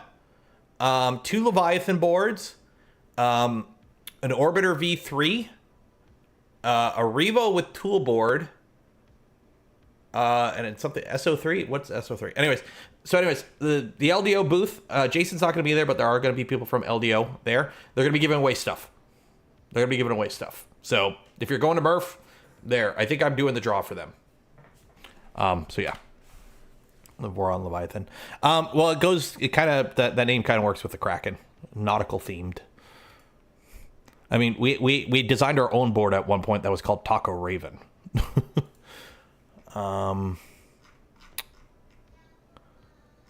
So I believe Have I used the Orbiter? I have an Orbiter V3. The problem is I don't know what to put it on yet because it's the full tool head. So it's the extruder plus the hot end. I don't know what to put it on. I got to figure out what to put it on, but I have one. Because we have the Revo Roto, and that ended up going on a Prusa. So. Ooh. And hopefully, if all goes well, I'll be getting one of these soon so we can start doing wire EDM stuff. I believe...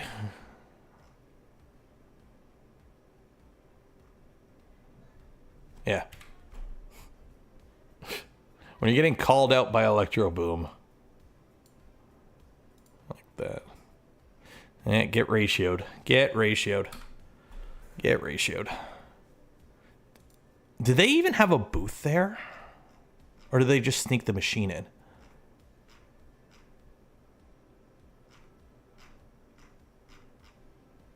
I think they just snuck the machine in. I don't think they actually... Yeah.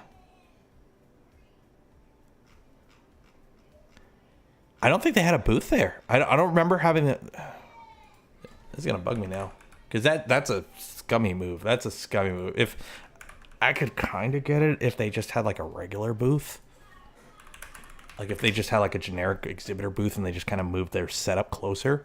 But if they just kind of showed up with it in their Bantam. Yeah, they're Bantam. Yeah, because, like, framework was there. Oh, okay, maybe not.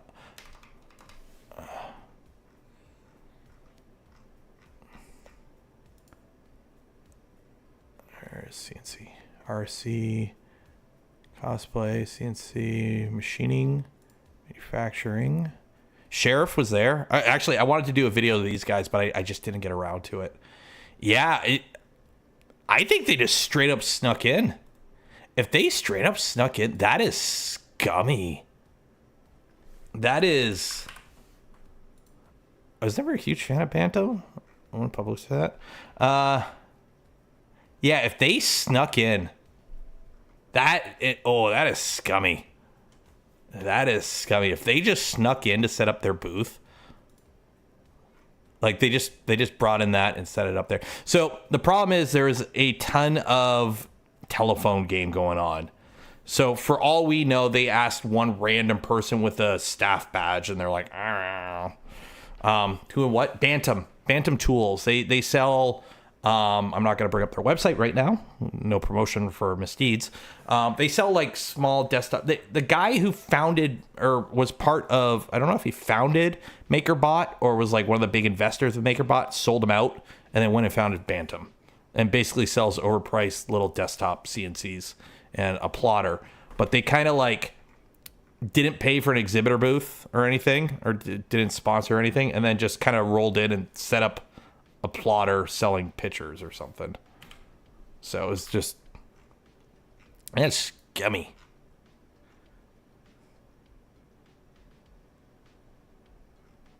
That's scummy. That's scummy.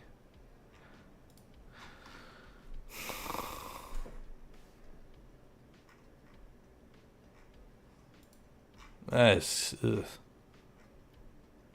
Why would you do that as a company? Because now you get called out for it.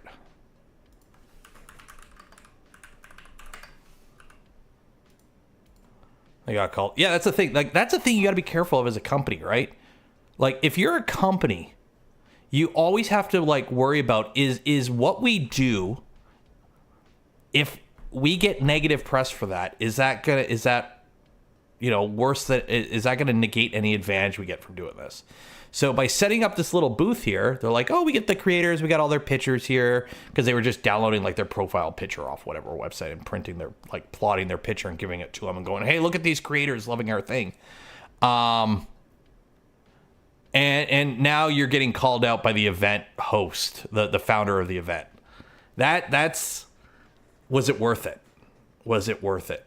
Like, you kind of, you know, anytime I do a little quip or I'm a little harsh on a company, you kind of have to be like, you know, as a YouTuber, that always sits in your head, right? Like, if a company sends me a printer, this is a thing.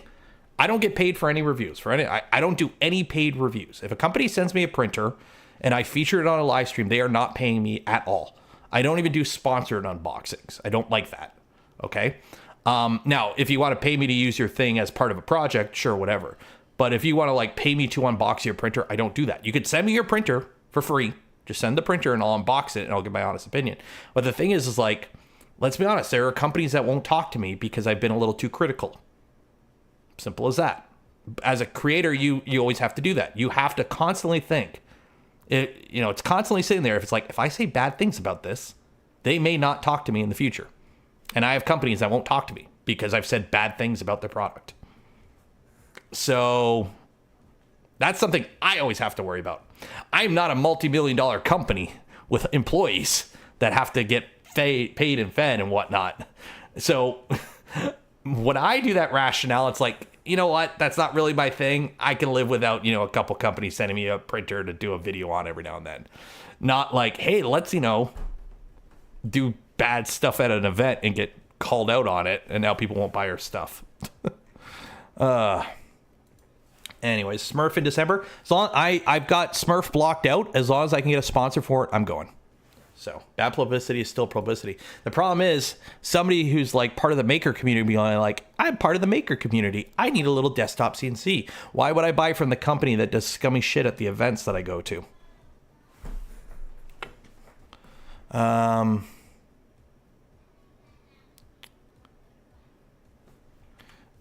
Everyone tell Stefan that, no. Actually, quarter inch. Quarter and 3/8 for camera mount threading.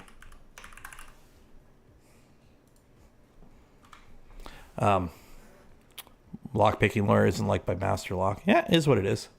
Okay, I think that's about it. There's not really a lot to talk about MRRF, because that hasn't happened yet, other than I'm going. Who else is going to MRRF? If you're going to MRRF, say hi in chat. If you're not going to MRRF, say I'm not going to MRRF in chat, just so I can farm you for engagement or something. Let's play a game. We're going to play a game.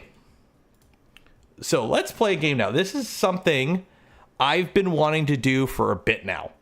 Okay. Hopefully this works. Oh my God, it broke everything. Okay. Why are you over there? Okay. Settings. Why did you default to 4K? I don't have a 4K monitor. I have 1080p monitors. Full screen windowed. Okay, you come over here. Okay, full screen. Okay, there's that. Okay. Back. Okay, I think we're okay here. So this is a game I've been wanting to play for a while, and I think today's the day we're finally going to do it. This is going to be fun. One second here. Oh, okay, that does that. Okay. So if I click out, it exits. Okay. Say hello to 3D printer simulator. 3D printer builder simulator. Yeah, let's build a printer. Let's go to career. I downloaded this just before going live. I wonder if they paid for the Creality logos. So career. Okay, wow. I mean, we're getting 165 FPS, so that's good.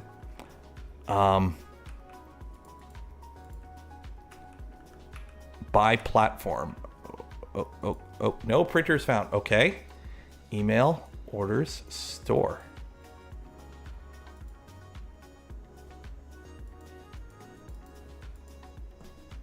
Order, okay. Okay, by platform. Oh, paint, print here.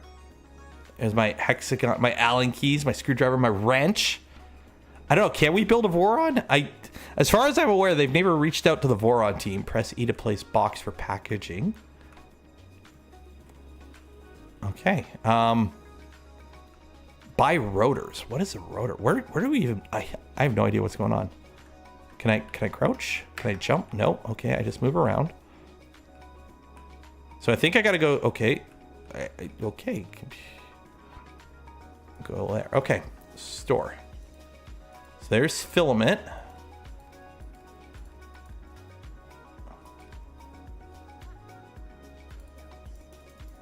I can't buy printer kits.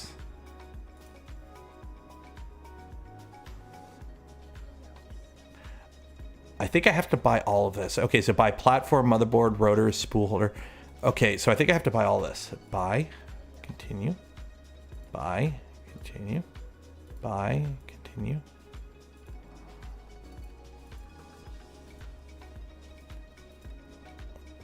$90 for a spool holder. $90 for a... How are we spending more on a spool holder than... This isn't even a motor. This isn't even an X motor. This is a carriage. That's a tool head. Bonus speed frame. Okay. Okay. I gotta buy plastic. Oop. Why am I zoomed in? How do I zoom out? Oh, okay. Right click is zoom in. Okay, I gotta buy plastic. Oh, these levels. Oh, it's different levels. Okay, order. Okay, printer. No, store. Go back. Plastic. Let's buy, because we want to go fast. Okay. So we bought everything. Oh, we got a package. We got, oh, look at all our boxes. E to open. Oh my, okay, so we gotta, okay. I gotta open everything. Okay. Open everything. Okay, so let's grab the base. Okay. Okay. How do you rotate? Okay, so that's that. Okay. Okay, so we got to install the motherboard. Okay.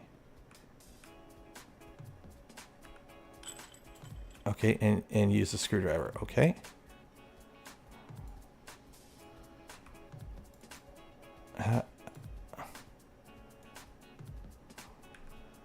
How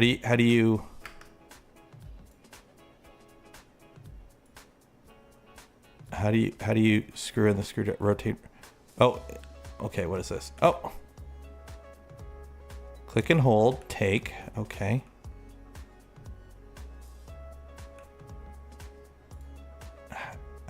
Okay. Rotate. Oh. How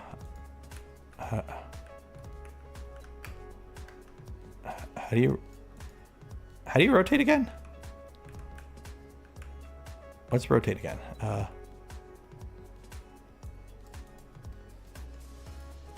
do you rotate? I'm trying to, I did it with the one. Okay.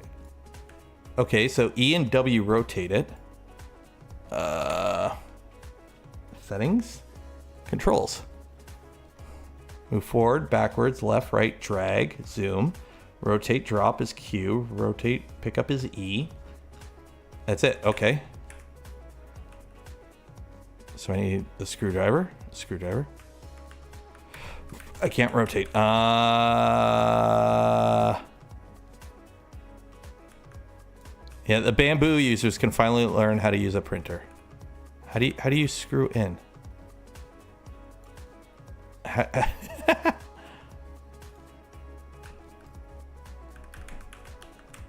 There's click on holes. Okay.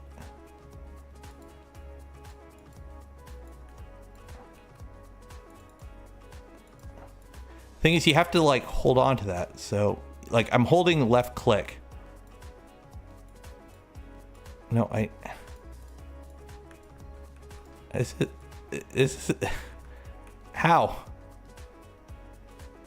do you screw it in? Okay, well, we'll rotate that for now. No, because I haven't installed the motherboard. Put it on the dot. The problem is you pick it up,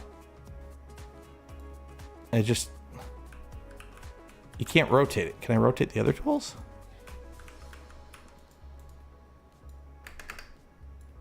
Space.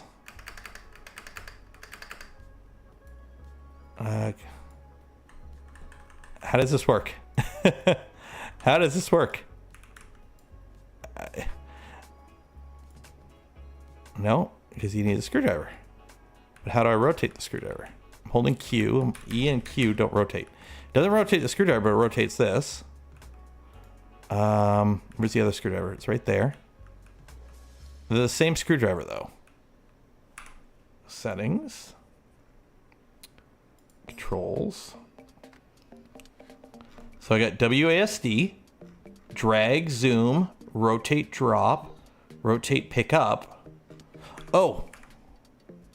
E. Ah.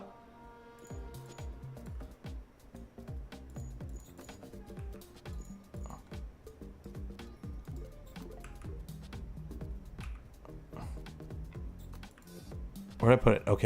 Okay, so that picks it up.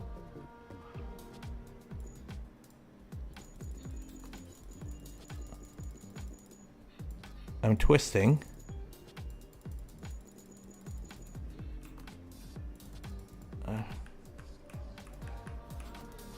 Okay, let's put you like right here. Okay. So take.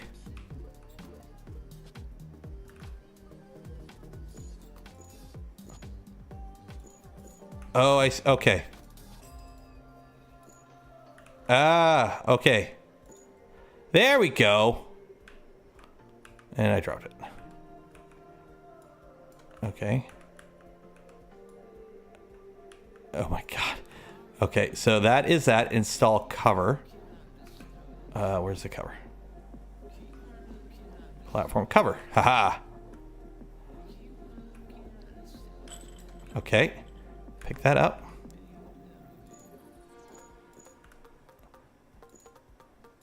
There's like a line of sight. You can only like screw in something if there's like, okay. Now I gotta put that down. Okay. Install the platform. Okay, got the platform. Okay, install a frame. Aha! Aha! Oh, I need to wrench. Where's my wrench? Has anyone ever actually used a wrench to install nuts? You can't pick stuff up while holding the wrench. This is okay. There we go. Install the frame. I can't put my okay. You can't put your tools back on the bench. You gotta like drop it and then pick them up. Okay. Install the Z motor. Okay, Z motor. So I'm assuming. Oh, I need to buy another motor. Oh no, there's only one. Okay. Hexagon. There we go. Pick that up.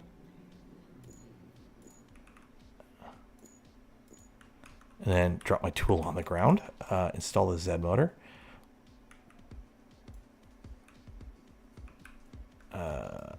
I can't rotate this part. Okay, whatever. No.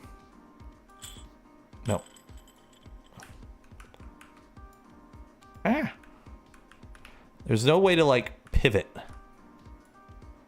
There we go. Install the X motor. Okay, which one's the X motor? Plastic. Oh wait, I left it on the bench. Where's the X motor? There's the X motor. You just kind of go there, I guess. Spool holder. Yeah, my $90 spool holder. You just go there. Okay. Oh. What do I need? A wrench. I've never used a wrench this much to build a printer. Just so you're aware. Okay. Install spool. Okay. I can't pick that up. Let me drop my wrench on the ground. Okay. Yeah. Yeah. We've built a printer. Package printer and give to customer.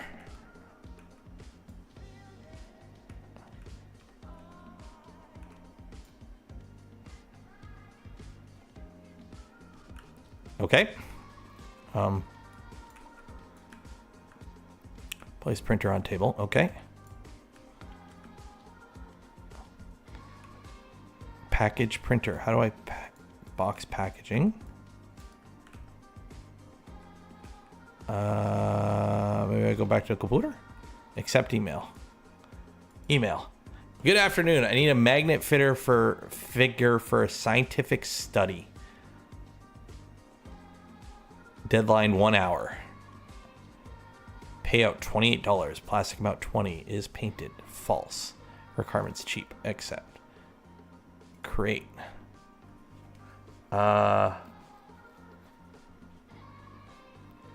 Select. Creating. Okay. My printer's printing.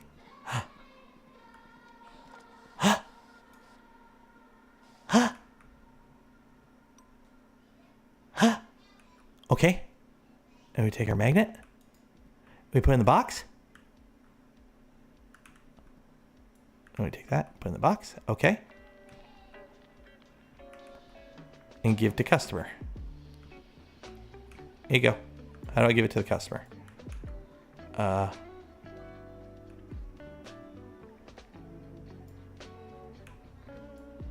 do I give it to the customer? Do I throw it out the window? Do I love how that's a picture. That's just a picture. How do I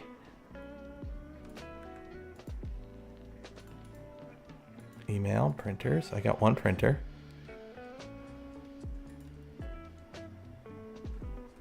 How do I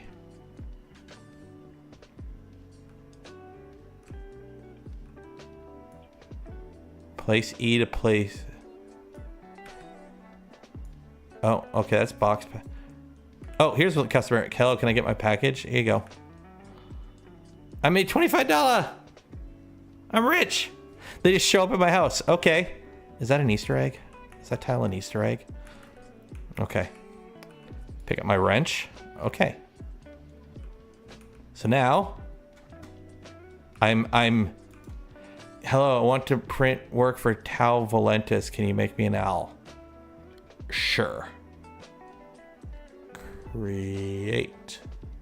Payout 40 plastic. Create. Select. There we go. Ooh, what's this warning? Oh.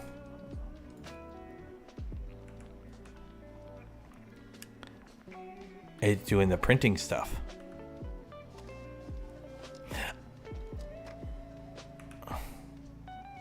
We gotta wait.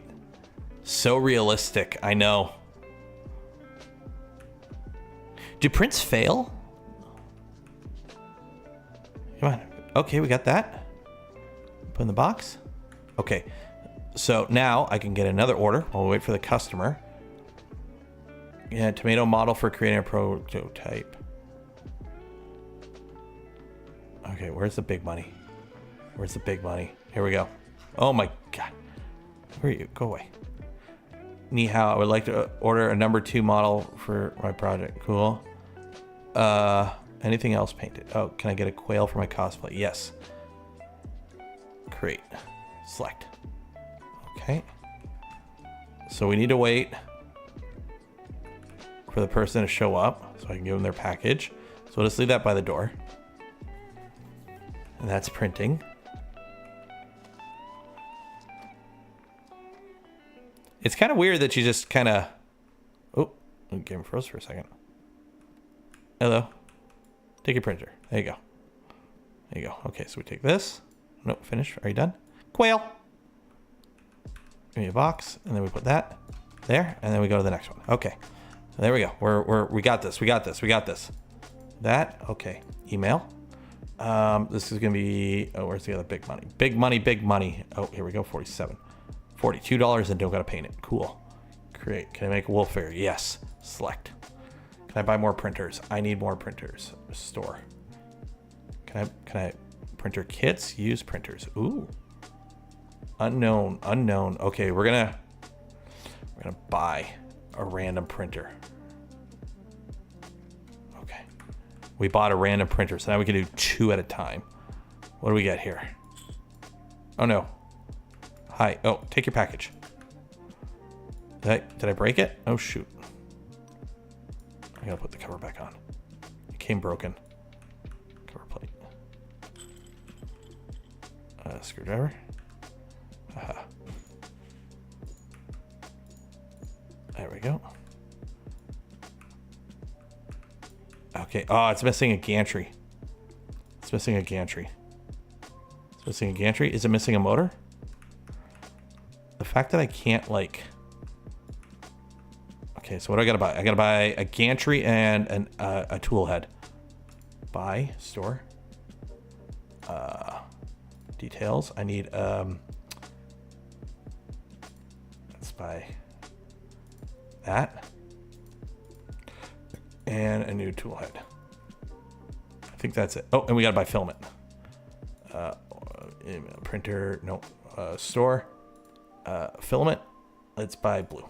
Buy blue PLA. Yes. Okay. Okay. Ooh, let's wolf. Go there. And that go there. Okay. Open. Open. Open. Grab this. You go in here. There we go.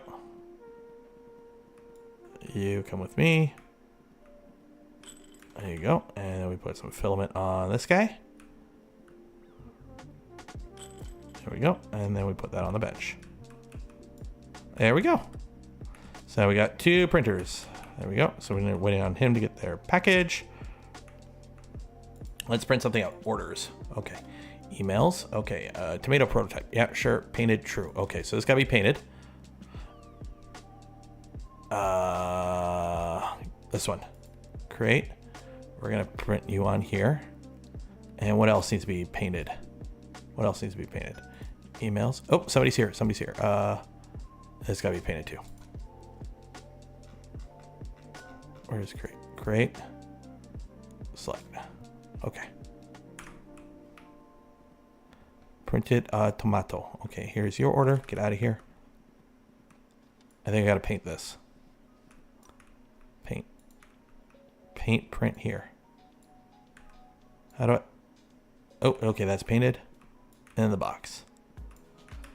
Okay. Garlic, that's got to be painted.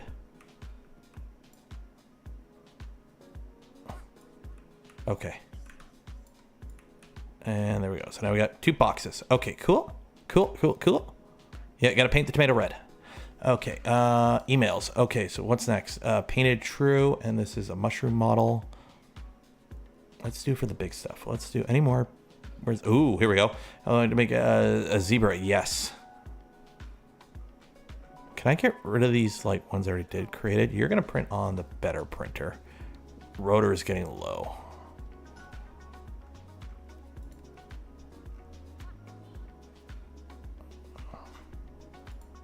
Okay, email. Where's the expensive ones? Where's the expensive ones?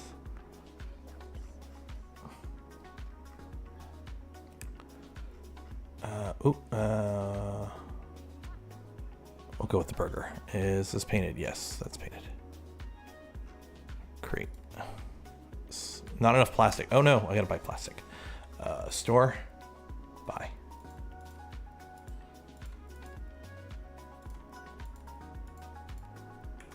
Oh, okay. Was there somebody here? Oh shit. Here you go. Plastic. Oh, empty spool holder.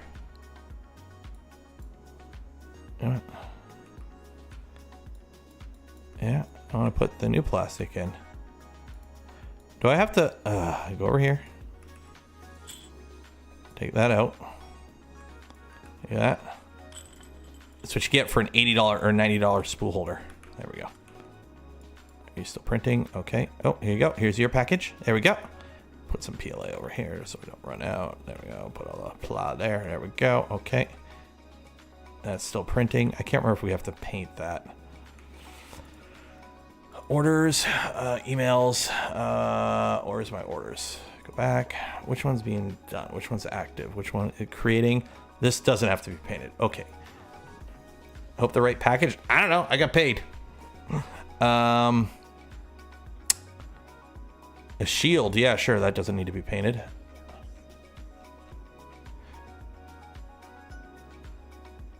Why is this still... Why are they showing as active?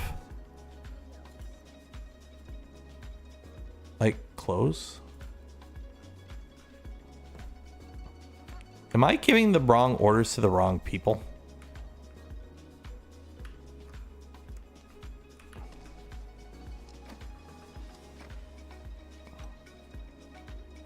Printed the zebra. Okay, so this doesn't have to be packaged. There we go. Ooh, what's back here? Blueprint.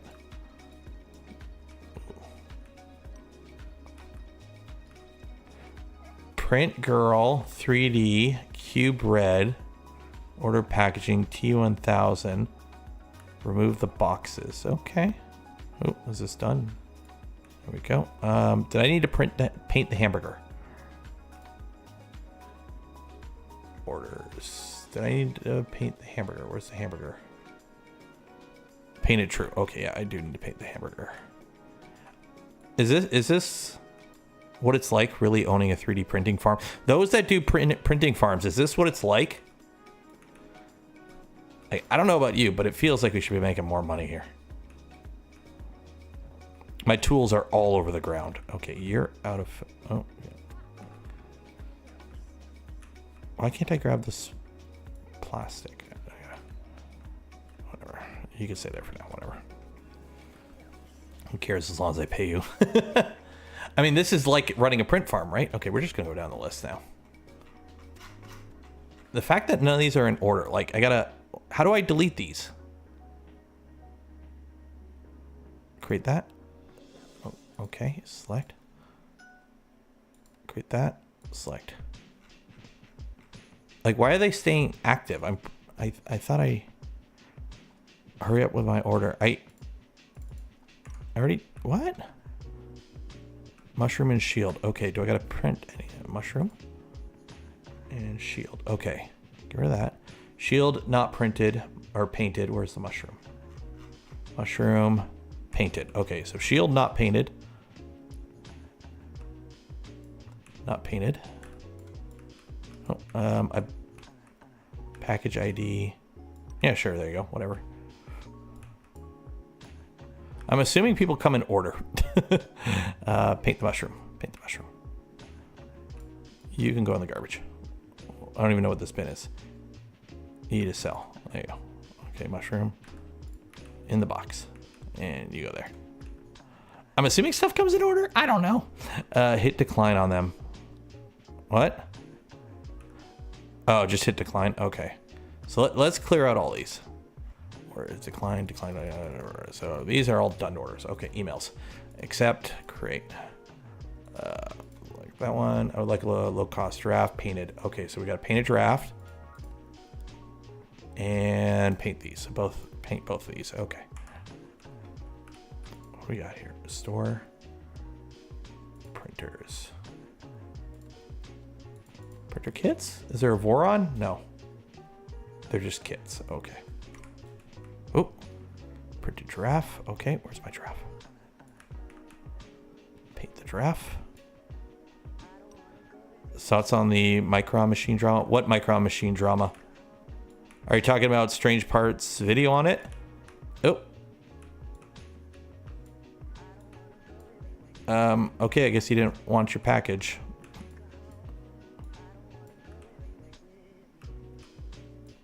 Eagle. Oh. America. Guess they didn't want it. I don't know. It's an early level machine. Wait, did I decline it? Oh shoot, did I decline them all? Uh-oh. Did I screw up by declining all those?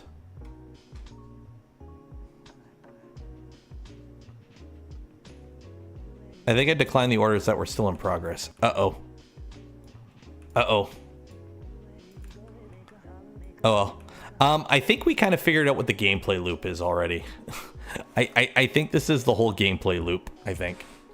Yeah, I think I declined. Well, somebody's like, oh, just click decline. So, yeah, I think I declined a bunch of finished orders. Oops. Well, oh, here you go. Here you go. Is this one yours? Nope. Is this one?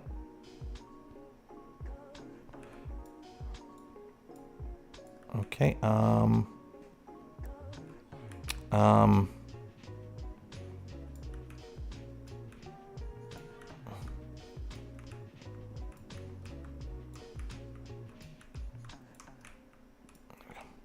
There we go. Oop, oop. Game stutter for a second. Oh. Okay, let's okay. So active. So email. Okay, so let's not do this. So accept, create, select, email, accept, create, select. Oop, that went off. Running out of printer plastic.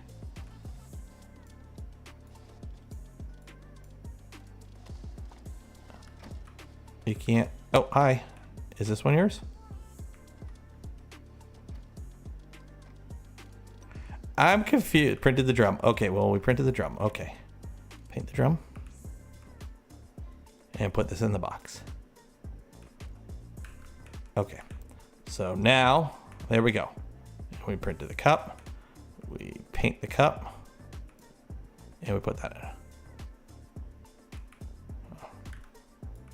Well, the problem is I have all these packages that I can't deliver now. Okay, so you are out of filament. So you go on the bench.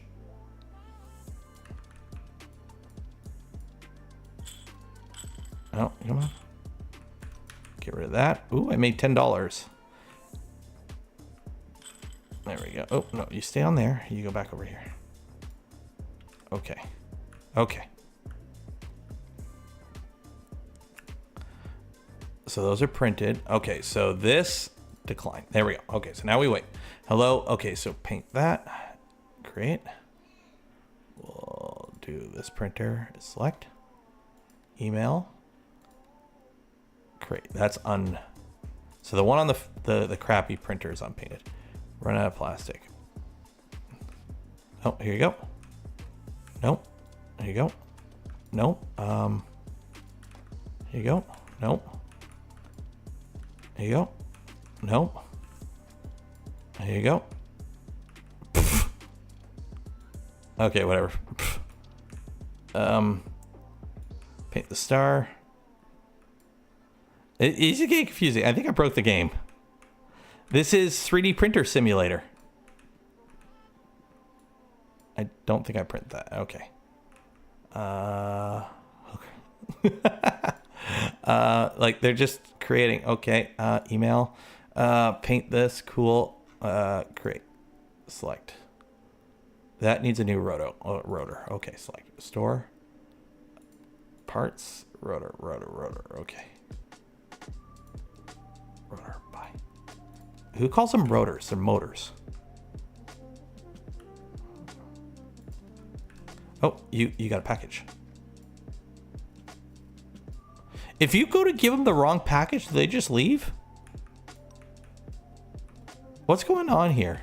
I am so confused, Earth.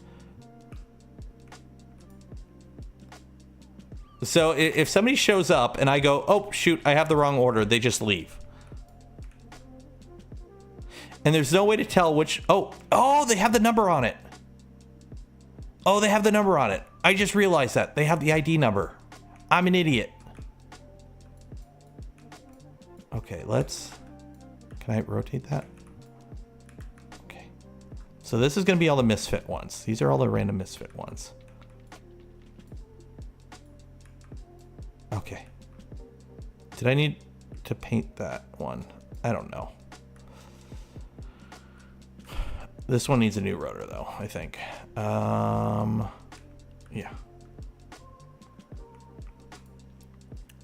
Emails. Paint this. Okay. Create. So this needs a new rotor. Select. So after this prints, new rotor. Okay. Hi. 11049. 11049. There you go. That's still printing. That's still printing. You're gonna need new filament. Okay.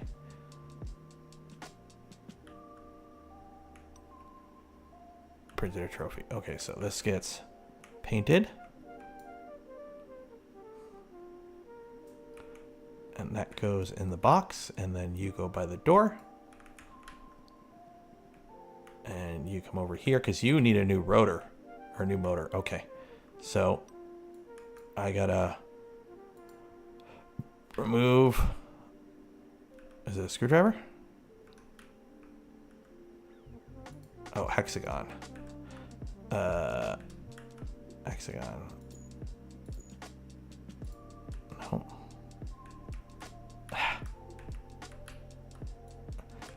I'm not saying the controls are kludgy,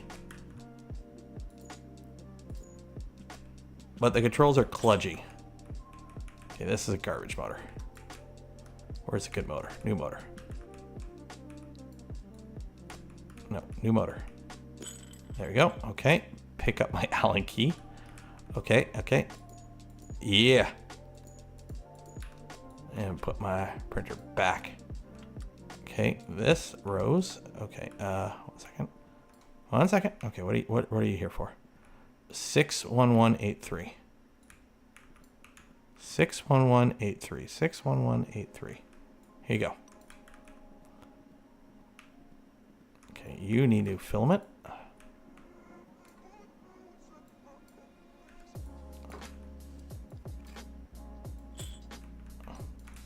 I could sell the filament for you could sell the empty spools for as much as you pay for them. And move back. Okay. Okay. Anyone there? No. Okay. So we're ready to print. Okay. Not Allen key. Hexagon. Yeah. Okay. I'm interested in printing star figures. Can I place an order with you? Sure. So these are painted. Oh wait, no. Email. Hello. I want a rocket. Cool. Accept. Where's that rocket? Great. We'll do that on the low. Ooh, that needs a new X motor. Printers, store, new X motor. Okay. Oop, is somebody here? 60940. 60940. 60940. There you go. Okay. So you come over here. And you come here. So you're crap. And there's a new one. You have to pick it up from further away so you can push it on. There you go. Okay. That's printing. Okay. Emails. Unpainted egg. Great. Select. Why do they all say active if they're... That's confusing.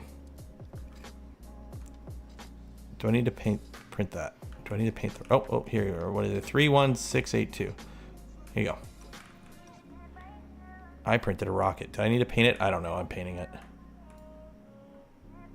Should they be going on Switch? I don't know. Ooh, I dropped my rocket. Whatever. Oh, the game likes to stutter. Egg. Paint the egg. Am I supposed to paint it? I don't know. I'm painting everything. Whatever. Takes 2 seconds to paint everything. I haven't seen anyone complain about it being painted yet.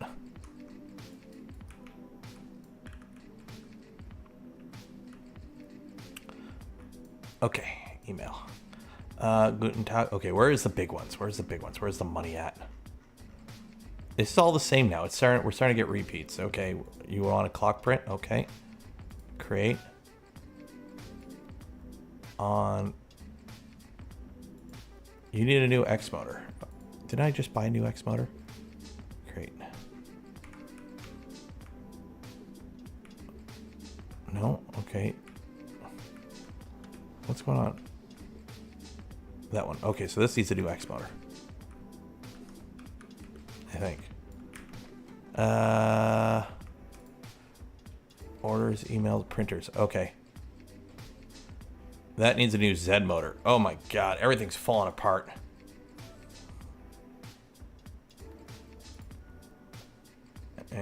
Which one needs a new X motor? Oh my god, it's all falling apart. It's all falling apart.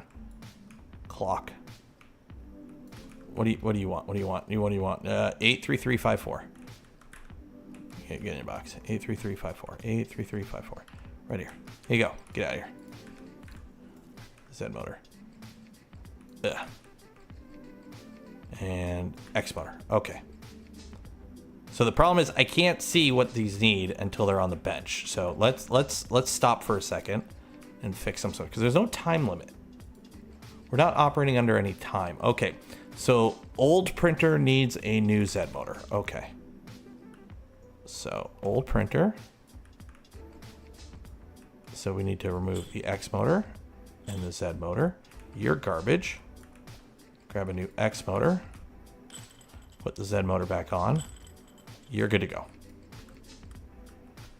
And what does the new printer need? What is the store orders printers? What is... You need a new X motor and a new Z motor. Yeah, we got a new Z motor while we're at it. New Z motor.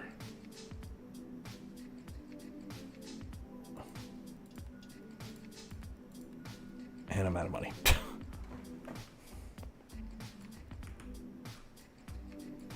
Okay, X motor. Goodbye. Z motor. Goodbye. Oh, hey, what do you want? 10177. 10177. There you go. Get out of here. Okay, new X motor. Clip right through everything. And a new Z motor. There we go. Back there. Okay. Have I heard of V-Minion 1.1? I have not. It's cool. I like the V-Minion. It's just not something I use regularly because it's not enclosed. Okay. Why can't I get rid of like orders that have already been paid? Anyways, okay. Guten Tag lemon figure. Is it for a party? Okay. Let's do the ladybug painted. Great. Go to level 3 printer. Cool. And we'll do the earth figure also painted. Great on that one. Okay. Run out of plastic. Oh no. What do you want? 44512. 44512. 44512. There you go. You're out of plastic? Oh no. I need to buy plastic. Oh no, I'm out of plastic. Print the ladybug. Cool. Okay. Store. Filament. Buy. There we go. I mean, they don't ask what color for, just... There you go, plastic. Okay, so you come here, get painted. I'm like rushing. You don't need to rush. There's no... There you go. That goes there. Okay. You come there. Plastic, PLA, sell that. You get more PLA and back on the bench. Pick up all my other filaments and throw them in this corner. Because this is how you organize. You just throw them in the corner. Right? That's how you organize. There you go.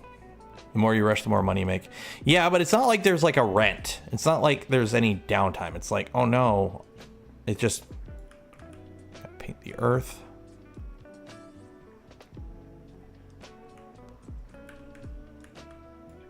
And by the door. So all these packages are pretty much garbage. What is this anyways? 3D printing engineering drawing. That's just a generic printer. Is this worth $13? I don't know, but I'm not playing 2 hours of it, so I can refund it.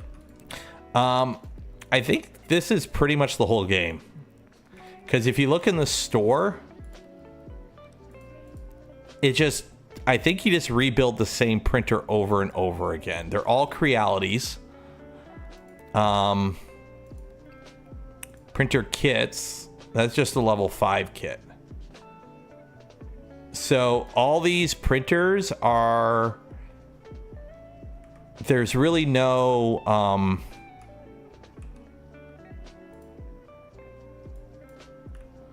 There's really no... advancing from the current loop, I think. I don't think there's any... I think this is the whole game. Is just 65958. There you go. I think this is it. This is the whole gameplay loop. You just keep doing this until you, yeah. Well, that was fun. Is there any Easter eggs? Blueprints, okay. So does that allow you to printers? Can I just make my own print? No, emails. No, these are all, no, that's about it. Like a zebra print. Yeah, it's just the same thing again, and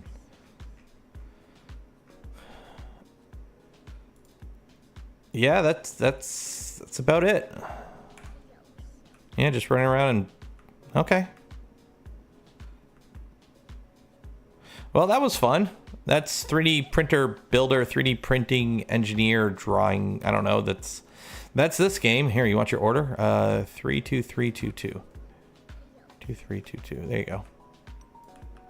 Made $43. Cool. Where is this place? Somebody, where's my geo-guessing people? Is this Chicago?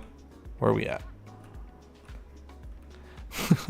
So yeah, this is that's the game. I think that's about it. I really don't think there's anything else. Graphics high.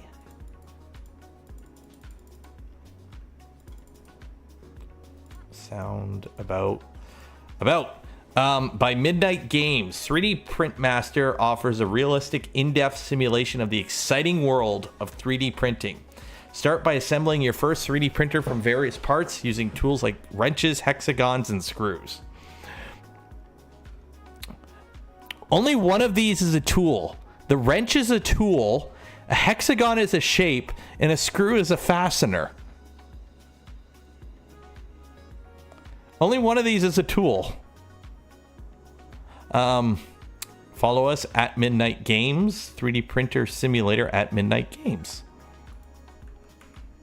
That's it. That's it. That's the whole game. I got HDR on. HDR on. HDR off. HDR on. HDR off. I don't think that's HD. I don't think that's how HDR works. None of the prints failed. What do you want? 77463. 77463. Okay, there you go. I got one order left. Once this order is done, I think we're calling it. We're going to do the giveaway after. Whoever this person is, what is this? Pre-sale preparation. Clean up roughness. Feel the object. Feel the object. Sniff the object. Wrap in packaging film. Throw in the box.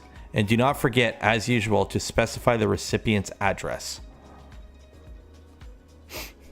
Sniff the product. Touch the product. Touch the cow. I am loving the hexagons. I'll be honest, this is actually kind of a nice studio space. This setup right here would make a nice office. There you go. 10281. There you go. So how do I get rid of these? Wait. Okay, one second here.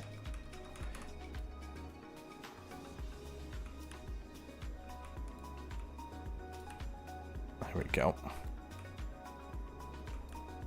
Nope, that came back.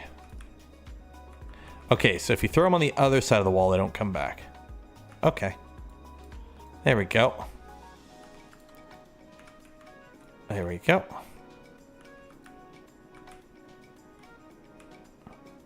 Wanderer. Like, this would be a nice studio. Although,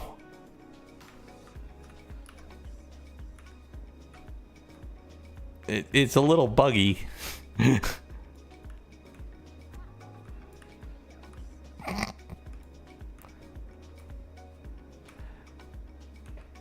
Printed part in the box of the wall. What is your wisdom? Where are they coming in from? If the door's here and the building doesn't, like, how's the there is no, entrance. Is there a console? Can I no clip? No, there's no console. I think we're gonna call it there. I think we're gonna call it there. This has been okay, we've done all those. Any yeah, it's just the same thing over and over and over again. Requirements: solid, simple, cheap, low cost. None of this mean anything. What's like, okay, printed solid. Okay, so we're printing this. Create. Is there what is, like, there's nothing with print quality or anything. Yeah, game needs some updates.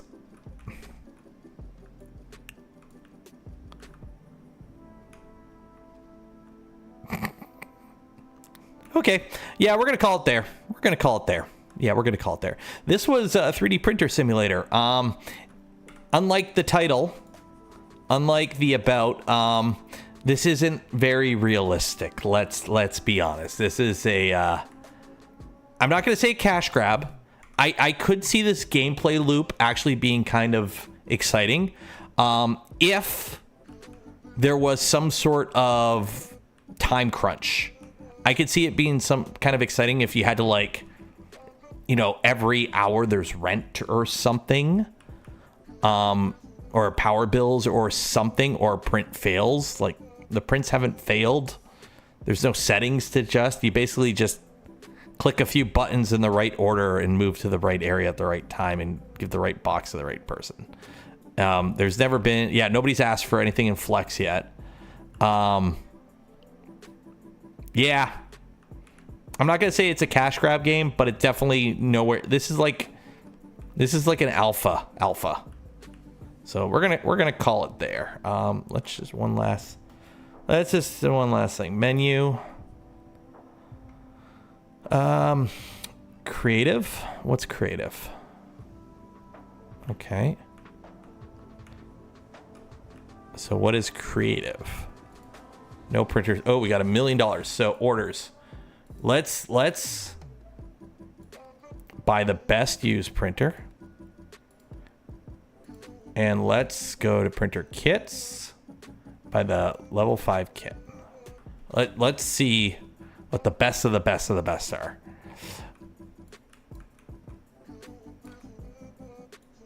Okay, so we bought a printer. What are you missing? You need filament. So who's beeping at me?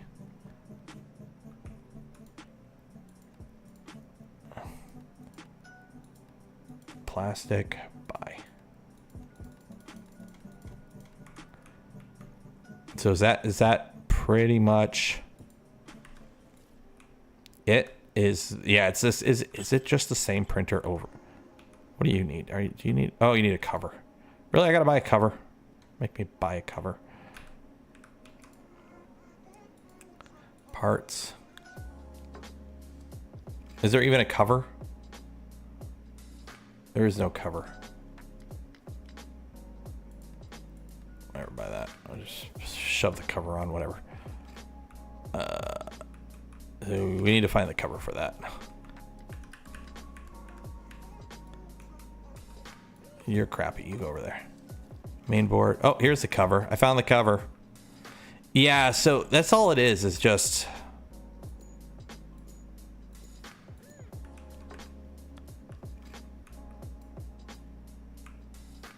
What are you missing? X motor. What are you missing? Are you missing an extruder? A spool holder? Box? X motor. Is that what you're missing? No, what are you missing? What is this guy missing? I don't know. Whatever. That's pretty much it. It's just the same printer over and over again. So yeah, we're calling it there. We're calling it there. Menu. Let's yeah, this is, yeah. We're gonna call it there. That was interesting. That's 3D printer builder. Okay, let's do this giveaway. If you haven't entered, you will have another chance. Actually, I'm gonna open it back up. What time is it right now? It's 4:54. I'm gonna give you like 5 minutes. Not even. I'll give you like 2 minutes. So if you haven't entered for your chance to win some Polymaker filament, link in the video description. Enter for your chance to win. Because we're gonna be doing the giveaway in a second here. Once this how did Notepad crash? Get me Bill Gates in here.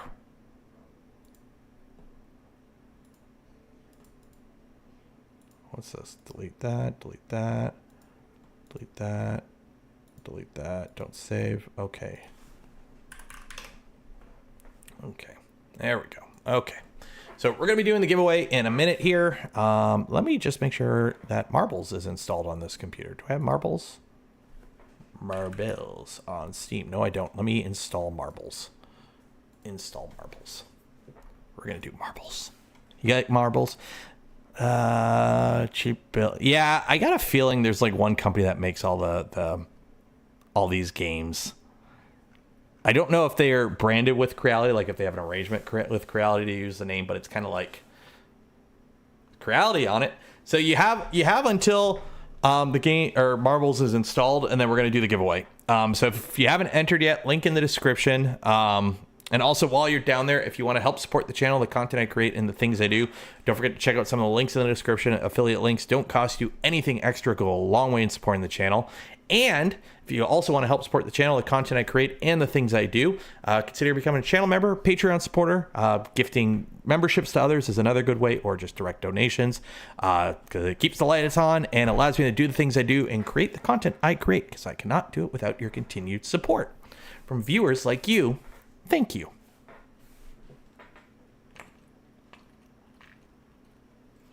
And buy some gamer subs, code Canuck Creator. 10% off your order, and it helps out the channel. And they just lowered the price for Canadians. I'm not saying I did it for you, but I did bring that up during my onboarding, and they said they were working on it, so they've worked on it. So, yeah. Okay, so if you haven't entered, too late now. Okay, so view in Sheets. I got to copy all these names here. Okay, copy that. Put that there.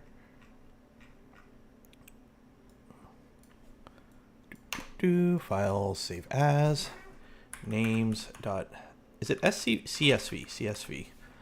And we're gonna save that to desktop names.csv. Okay. Now I open up Marbles. Play Marbles on Steam. There we go. Today's stream is brought to you by Gamer Subs and the letter C. Like this, Canuck Creator. I had somebody's like, what does Canuck mean? Is it a swear word in Canada? They thought it was a swear word. English wasn't their first language. And I'm like, you do know we have a national hockey team called the Canucks. So if Canuck was like a derogative or a slang, or it is a slang term, but if it was like a derogative like name with bad connotation, we wouldn't have a National Hockey League team called the Vancouver Canucks. So Canuck is an okay word to call a Canadian. Just so you're aware. We're waiting on the game to launch, and it's taking its time. Get the music going. Come on, give me my marbles. It's done downloading. There we go. Like the mighty. Please sign in. Twitch. Confirm. I gotta log in with my Twitch. You're logged in. Okay, continue. Okay. So, race. Let's do which one? Let's do which. What are we gonna do today? What are we gonna do today? What are we gonna do for marbles?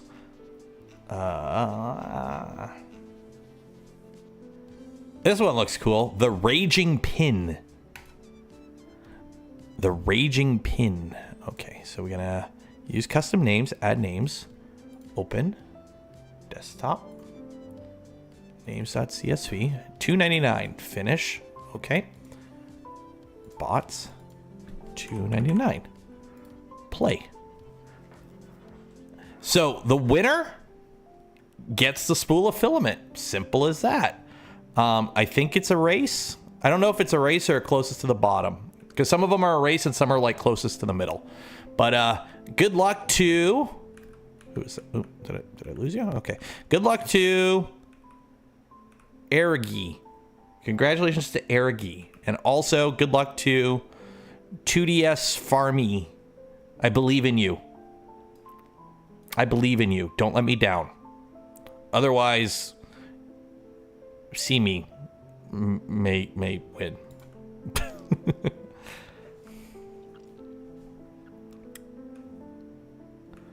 What? No luck for you? Well, I didn't see your ball.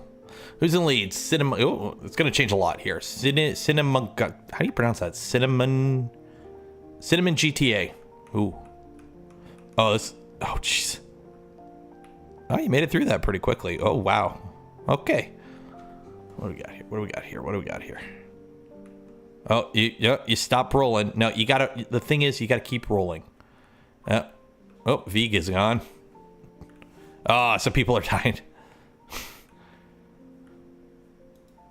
So how does this work? How does this work? Well, okay, there's ramps. Oh, there's little stoppers too.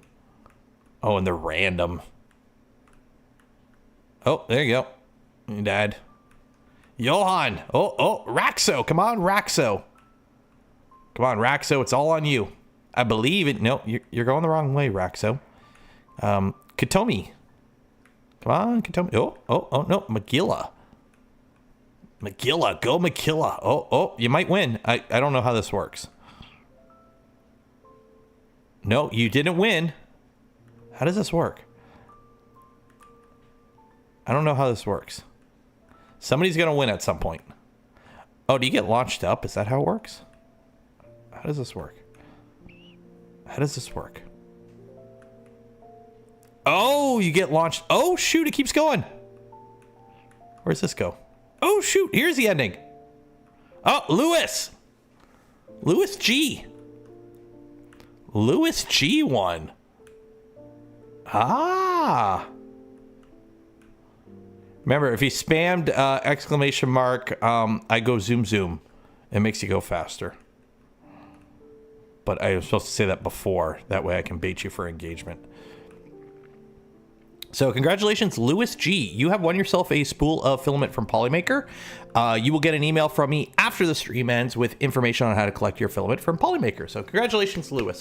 Everyone, golf claps in chat for Lewis. Okay, so main menu. There we go. So Lewis G. Let me just pull up your information here. Control F. Lewis G. There we go. So congratulations, Lewis G. You have won yourself a spool of filament from Polymaker. Okay, so we're gonna call it there.